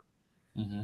He was in and out of the hospital, oh my gosh, I don't know how many times. I literally thought he was going to pass away. He got that sick. So, wow. you know, all 3 of us, and then Barton Nunley was off doing some things he was doing, some personal matters, and it kind of, last year was not a great year for research for us at all. Probably the worst year we've ever had. 2024, we were out there, but last year, you know, but normally we're in the woods for at least 3 or 4 nights, at least twice a month, normally. Okay. And we have an area. We have quite a few areas that we research in Land Between the Lakes of Tennessee and Kentucky, and one of our favorite areas is called Area 23, and we go in there and stay. And we also have a cabin there that we'll go back to and stay after we're there till sometimes late in the night or early morning. So we're getting a little older. We don't care about sleeping in a tent no more. So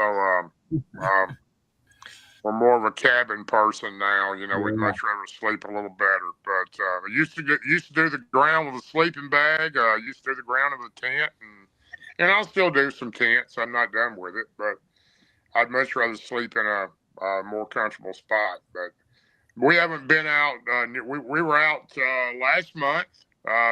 Martin Groves and I were out 4 nights last month.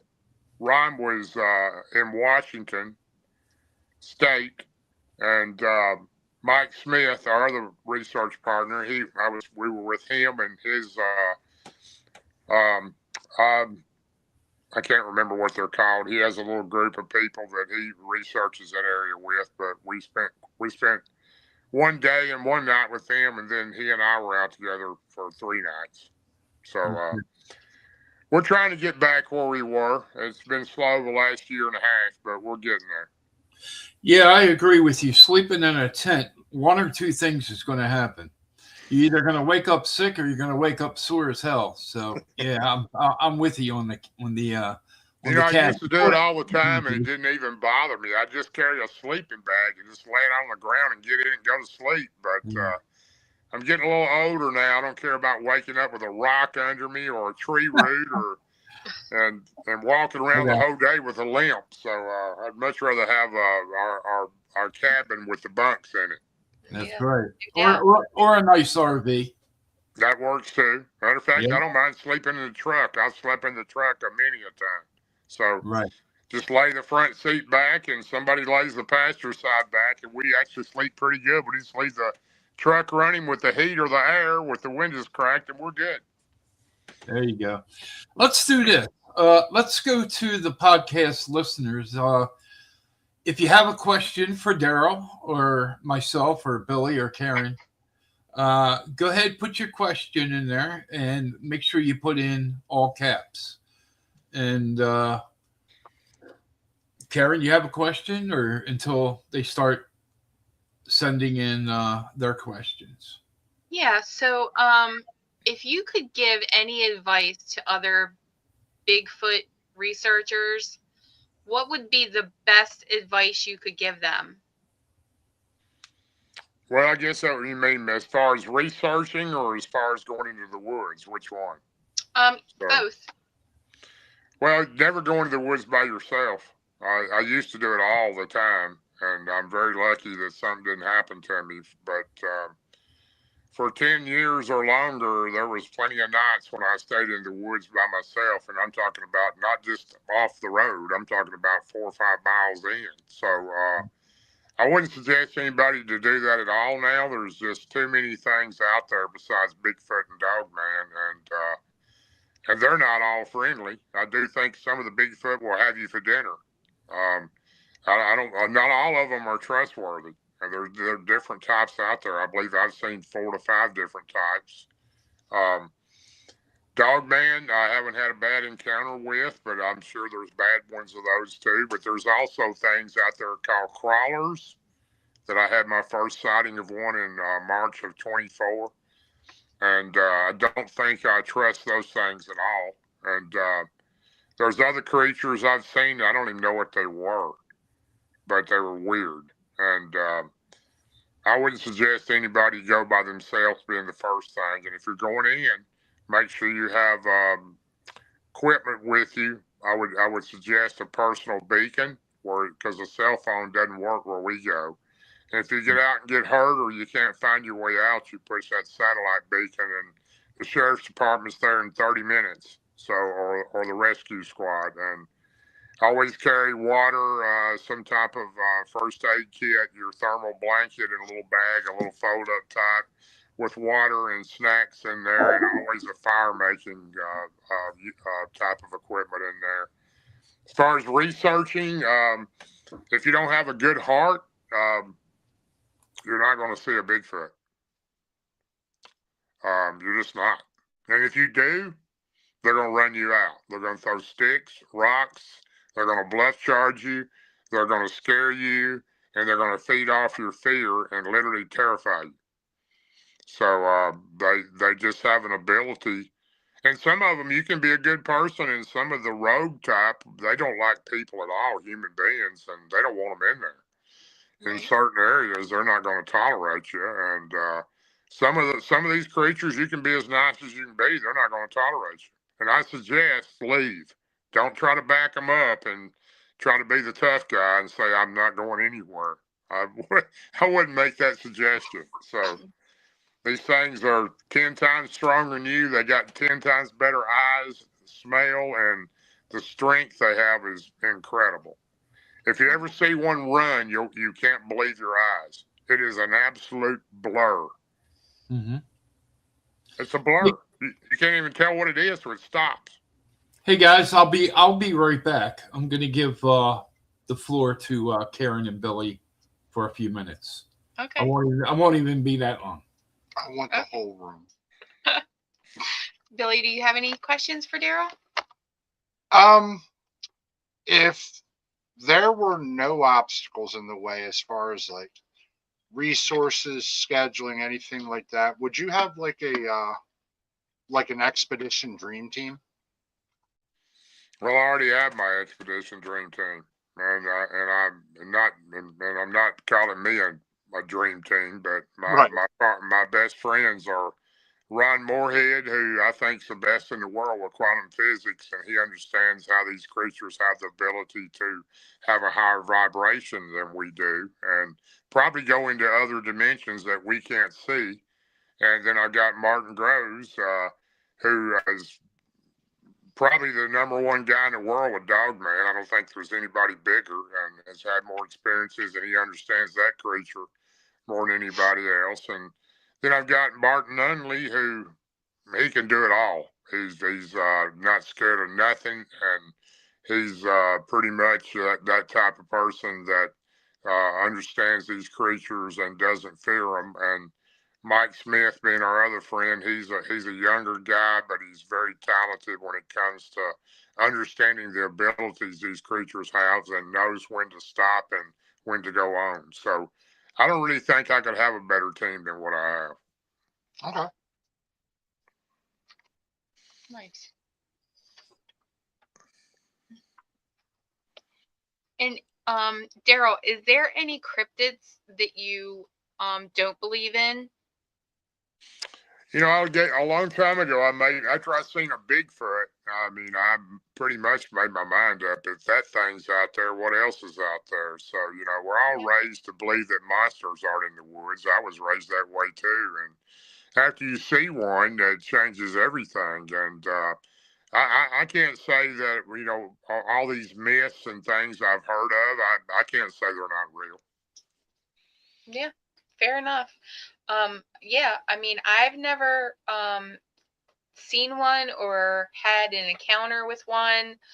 But, you know, how I view it is, you know, I don't think we're the only beings. You know, there's other. So, as far as Bigfoot goes, you know, I believe it. You know, Indian tribes have referred to it, and, you know, other people have referred to it. So, I mean, it's out there. Yeah, I mean, I've experienced it so much for so many years that I see it a little different, I guess, than a lot of people do. But you know, as bad as it sounds, I don't get as excited as I once did about Bigfoot. I've really got more into Dogman in the last 4 or 5 years and trying to learn more about it. And if I could find another family like the one on the river, I'd go back tomorrow morning because that was such a special time and was just incredible time and experience to live through. But you know, I've run into 2 other families since that time, and they were nowhere near like those and nowhere near as friendly either. But I gifted them and tried to be their friend, but they were just a different type of Bigfoot and didn't have that mentality to put up with a human. So It's hard to find that type of relationship.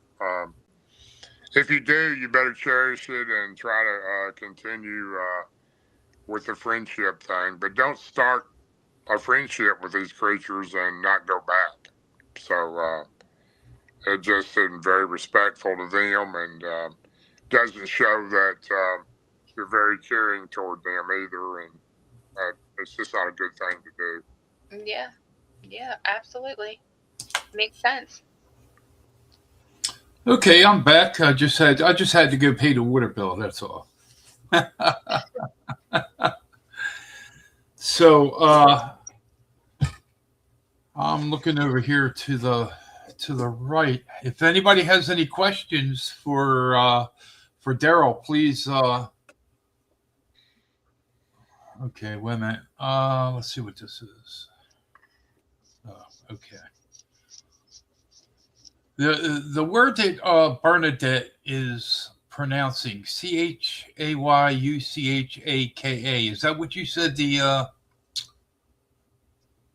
name is for a Bigfoot? I didn't understand what you said. Okay, let me put it up there. Darrell, he was asking about the Native American word for no, it's Chayutanka. Chayutanka. ChiyetankA. Chayutanka. Did you write that down for me, Karen? And when you see one of these creatures, there's several words you can use to tell them you're a friend, but the one that is the most universal, most understanding is knock. Okay. Almost like knock. They understand. That means friend.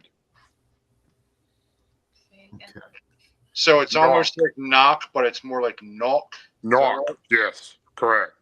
Yes. Yeah. So kind of like hawk with an N in front instead. Yeah. That's awesome. And when they leave you, there's a lot of things that they will leave you, and you'll know what their intentions are. I don't know what all of them mean, but I know what a lot of the glyphs mean. And the Y stick is the most important one. It'll be a stick with two branches broke to form a Y, and it'll be stuck in the mud. That means that they've offered you their friendship. Oh. Okay. Nice. You want to find the X's. You want to find deadfalls making an X. You want to see big trees in the woods that form the X. That is the symbol of the good ones. Hey, Darrell, I've heard a lot of researchers say that Bigfoot like the color blue. Does that mean anything to you? I know colors they don't like, but I don't know anything special about blue. No, okay. I don't. I don't mean that somebody else don't know something I don't know. But, right. I know they don't like bright colors. They don't like the fluorescent orange, the red. They don't like plaid at all. No, not at all. Wow. And I do think it's because it relates to hunters in the woods that are wearing those colors. Mm-hmm. Makes sense. Okay. All right, listeners, again, if you have a question for Darrell, go ahead and put your question in there, and Darrell will give you an answer. Billy, what do you have? All right, I'm picking on Karen again. Well, part of me was wondering if you think maybe they don't like plaid because they associate it with lumberjacks and taking away their habitat. Hey, that's a good possibility. Very good answer. That could be it.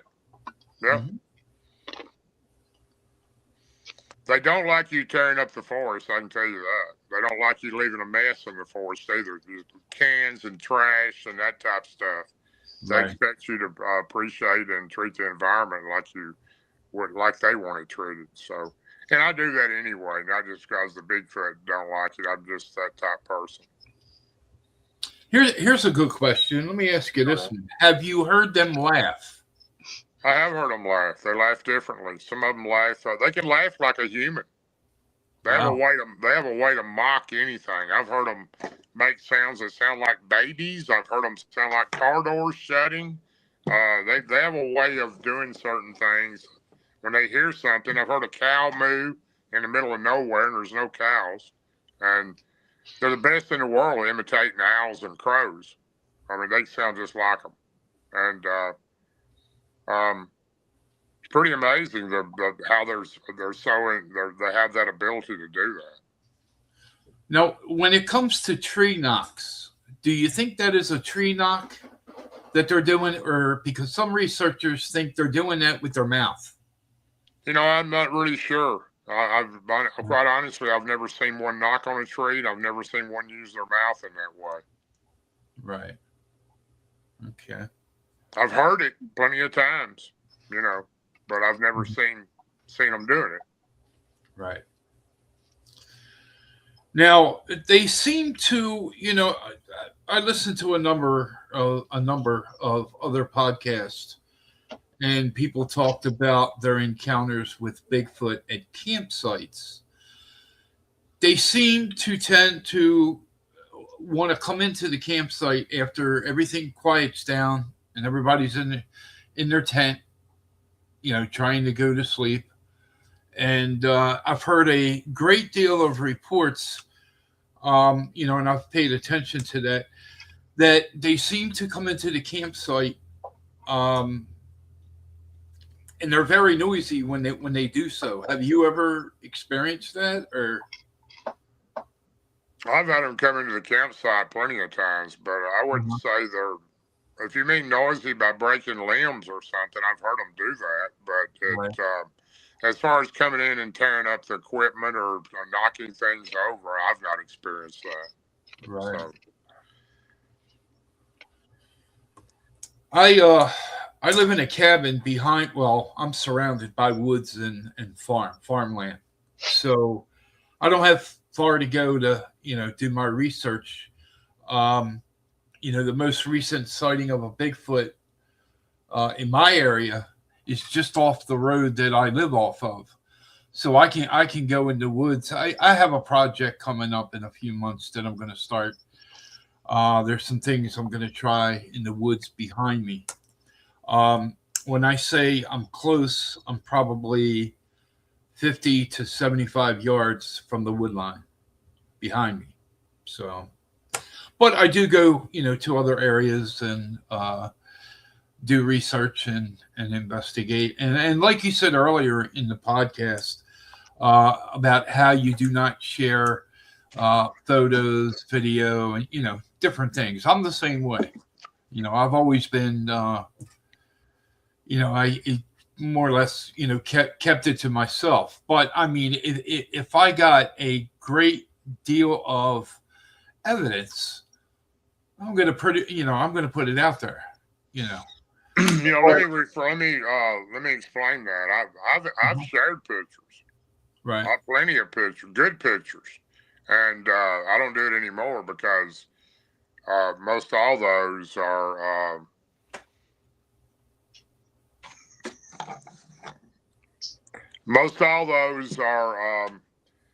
I don't have much longer. I'm sorry. I got another one tonight, but I've got I apologize for that too. But I just got the message. I'll be on in like 8 minutes. But anyway,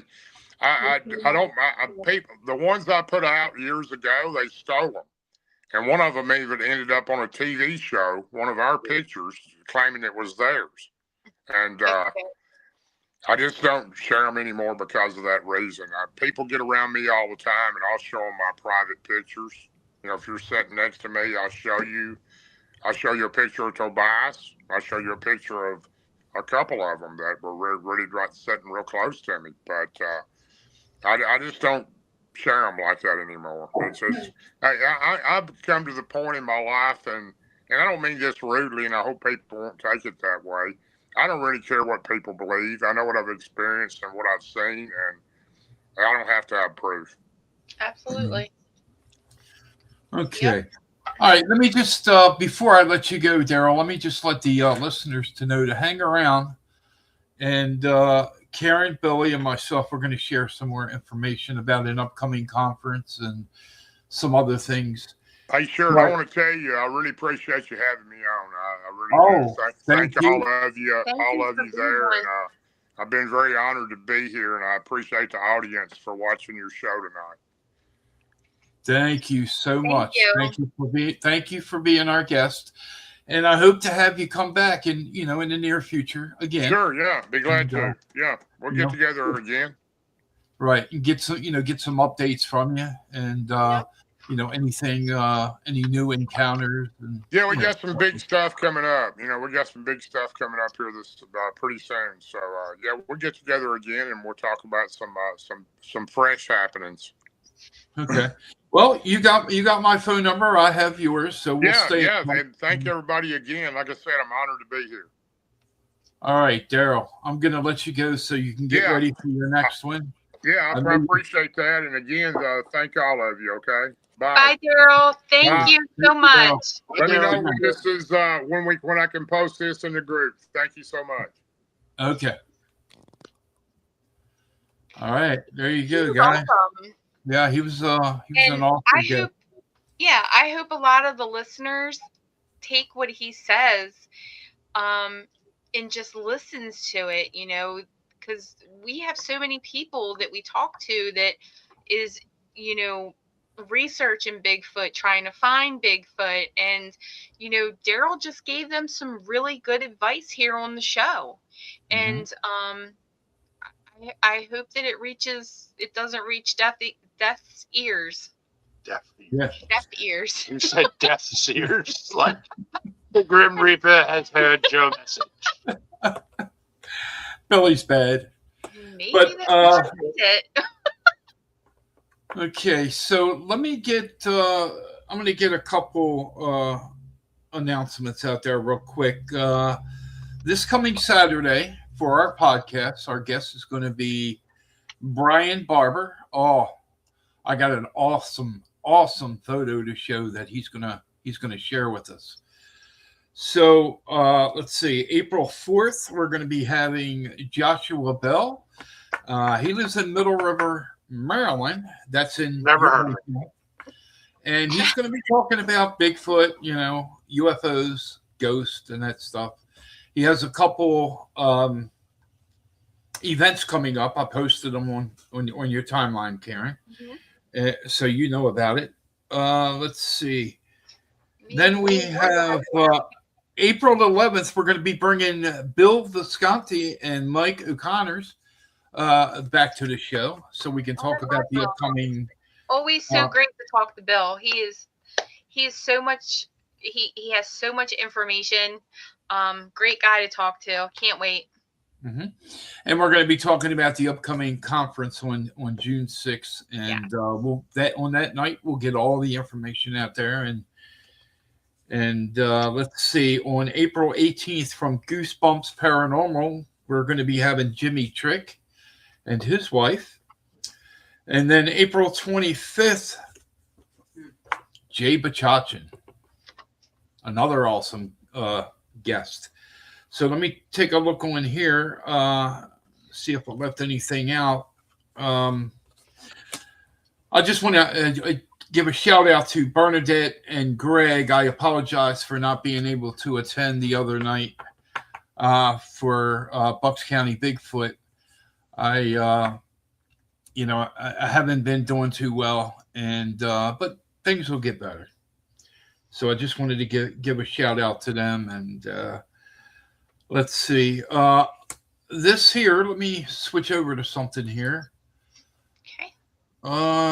This is going to start in April. If anybody has any EVPs that you would like played on the podcast, you can go to Dave Bruce and go to Messenger. And if the EVP is not that long, you should be able to send it to me there. Or you can just text me there and ask for my email, and I'll send that to you, and you can send it over that way.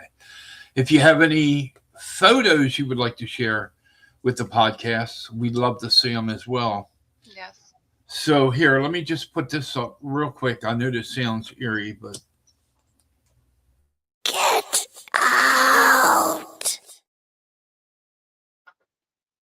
That was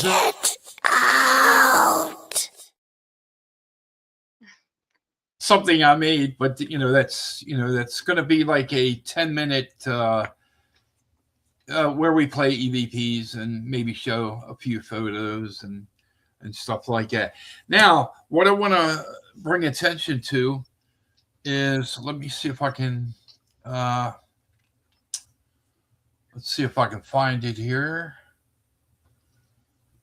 Oh boy, maybe this is it. No, wrong one.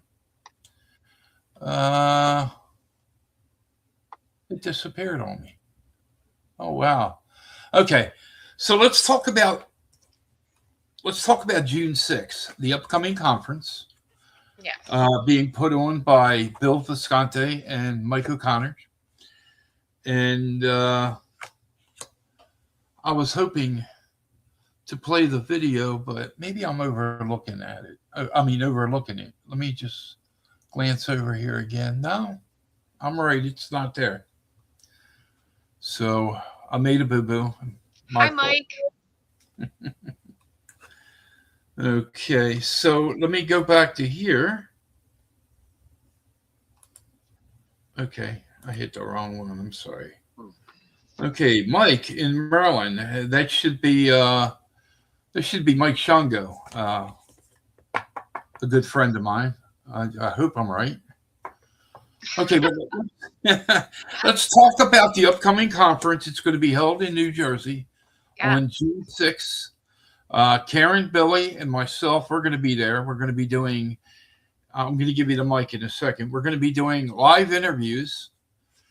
And we're also going to be, I don't know, probably 2 or 3 podcasts the whole day, because the event's from like 9 in the morning till 6 in the evening. I think he extended it, didn't he? What's that? I thought he extended it. It's later than 6 now. I think he said he only extended it an hour. Oh, okay. I may be wrong. I may be wrong. But there's going to be lots of great guest speakers. 80 vendors. They sold every vendor spot out, I believe. Am I wrong? I think That's what Bill said. Yeah. Yep. So I mean, I can't wait. If you go to Billy Reynolds Jr. or Dave Bruce or Karen Reynolds, you'll see all the stuff that we've been, sharing with others about the upcoming conference. So I hope I left the room for you to say something, Karen and Billy. Did I, or did I cover it all? Nope. And then, of course, Crafty Witch will be there. So we're going to be selling some Crafty Witch products. So I hope everybody can make it, see some of the new products that we have that are just for the conference. So yeah, we're gonna do it. Dave will be selling some stuff. Crafty Witch will be doing interviews. So it's gonna be an awesome day. I'll tell you, one of the if Billy does have them there, is the cryptids sitting around the table playing poker. People are gonna love that. Yeah. That takes you back to, remember the show Roseanne, where they had the picture on the wall and it was dogs. Yeah. Yep. Yeah. Cryptids sitting around the table playing poker. How awesome can that be? Mm-hmm. Yeah, definitely. I think once upon a time, every house I used to walk into had the hanging blanket of the dogs hanging on the wall. Yeah. Playing poker. Yeah, that is Shango. Hello, Mike Shango. How are you, sir? Okay. Let me take a look down here. Let's see where. Okay, that's now this coming Saturday. This is going to be our guest. His name is Brian Barber.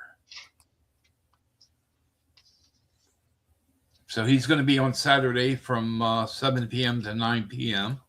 Okay, and then what does what's he specialize in? Like Bigfoot? Bigfoot. He's going to be talking about Bigfoot and other cryptids. And let me adjust this here. Okay, awesome.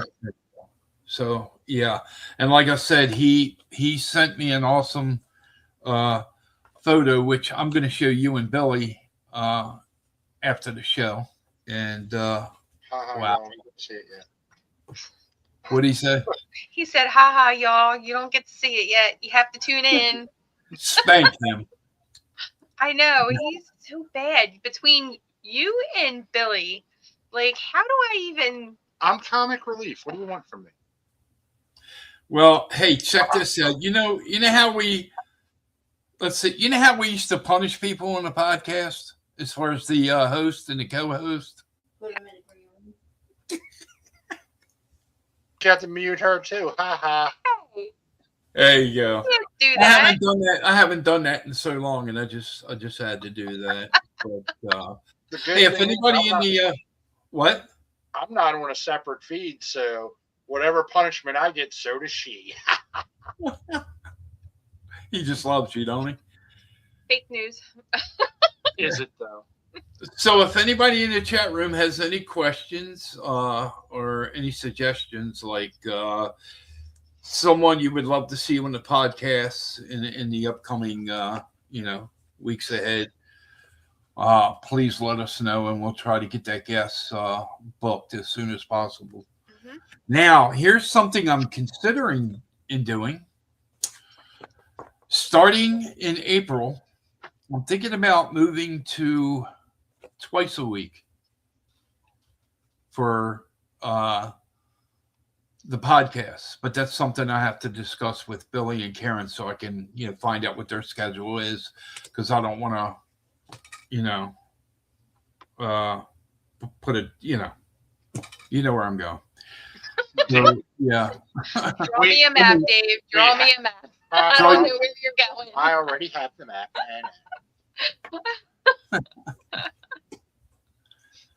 So yeah, we have a lot of exciting things coming up. Some of them we haven't shared yet because they're still in the works, but right. I just hope our listeners come back for more. And then of course the biggest thing right now is Hillview. With they're in desperate need of a new roof, and we got some things coming up for that. I mean, from everything that I've learned about Hillview, a lot of investigators go there to even learn about ghost hunting, and that's their first experience ghost hunting. So I mean, even if you can't donate something, if you can at least share the information that Dave and I post, and Billy, on our Facebook pages, that would be help enough. And we would really appreciate it. I just want to interrupt you for before I fire you. Now I'm only what I wanted to say was I came up with a few ideas. Oh God. A few more ideas to help Hillview. Billy, behave yourself. And you're going to really like these ideas that I came up with. Maybe if you have time tonight, we can discuss it for a few minutes. And okay. Let me just take a look on the thing here and see if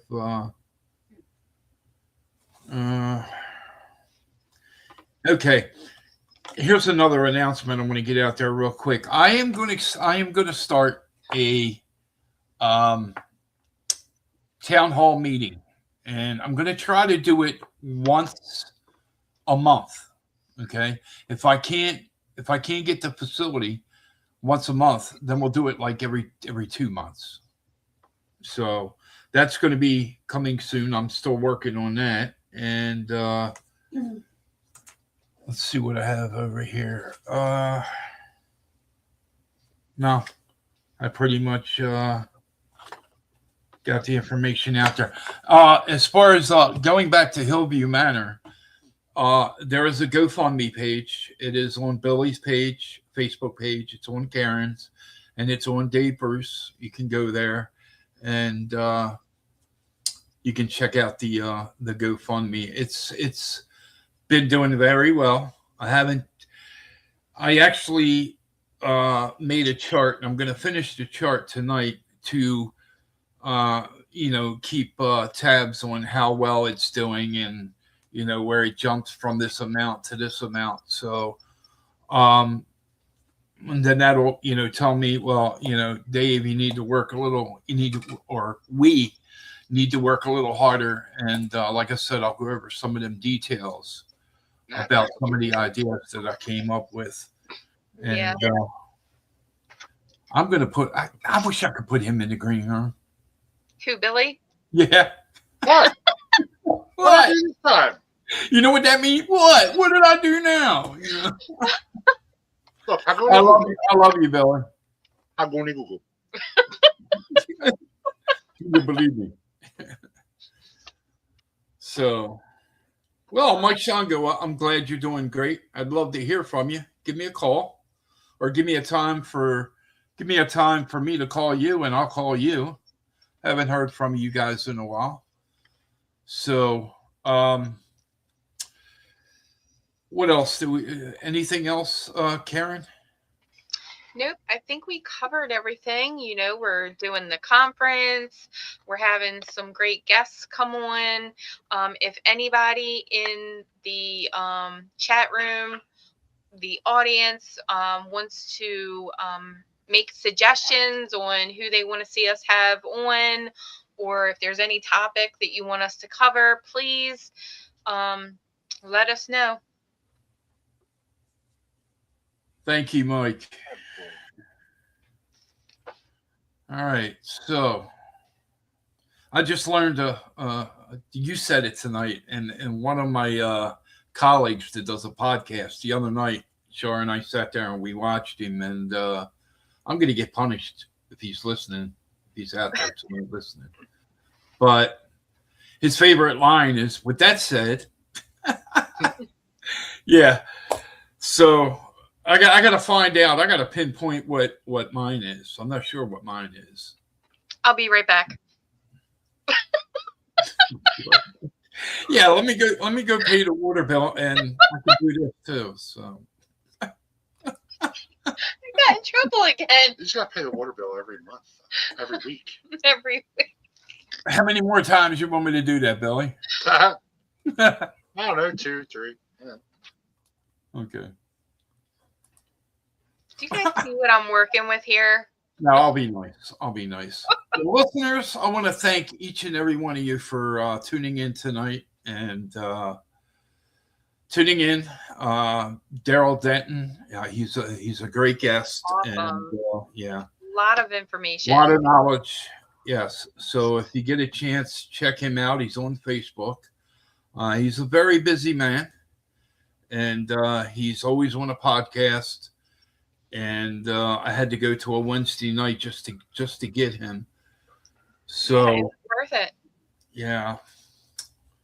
So anything else, guys, before we get out of here? Billy, do you have anything? Once again, everybody, with Hillview, please, it's over 100 years old. The roof is showing the signs of that time, or the time from that signs. And just remember, if you've ever been there, you want to be able to go back, you want to take future generations there, let's make sure it's there to go to. Open your hearts, open your wallets, share the posts. Let's just make sure it's there to, experience the next time. Yes, and let me add this to what Billy just said. I've been there 2 times, 2 overnights. I do not want to see that place get crumbled. It would be very sad to see that place get demolished and torn down. There's a lot of rich history there. If you want to check out a place, Hillview Manor is a place that you would want to investigate as a paranormal investigator. As soon as I walked in the door, I had an encounter. I walked in the door, and I sat down in a desk chair, leaned against the wall, and this door to, let's say that would be to the left of me, come flying open and slammed against the wall. Now that particular area, what that room is where a nun, that was her quarters. That's where she used to stay at. And I don't know what I said or what I did. I don't remember. But that door come flying open like, boom. Doors just don't fly open like that. And I jumped up immediately and walked into that room. And there was nobody in there. And nobody could have ran out the other door, because when I walked in there and turned and went to the other door that's on the other side, it was locked. Wow. It was just that quick that it happened. And I got up quick enough. And if somebody had done that, I should have been able to see them going out the other door. Yeah. So. Absolutely. All right. Mm-hmm. So I'm going to put you in the green room. I'm going to go ahead and I'm going to close out. And one more time, let's thank everybody for tuning in tonight. And thank you, everyone, for tuning in. We appreciate it. We appreciate all the support. Have a good night, everybody. Let me just line this up and find the right one to close out. All right. So with that said, see, got it again. Good night, everyone. Good night.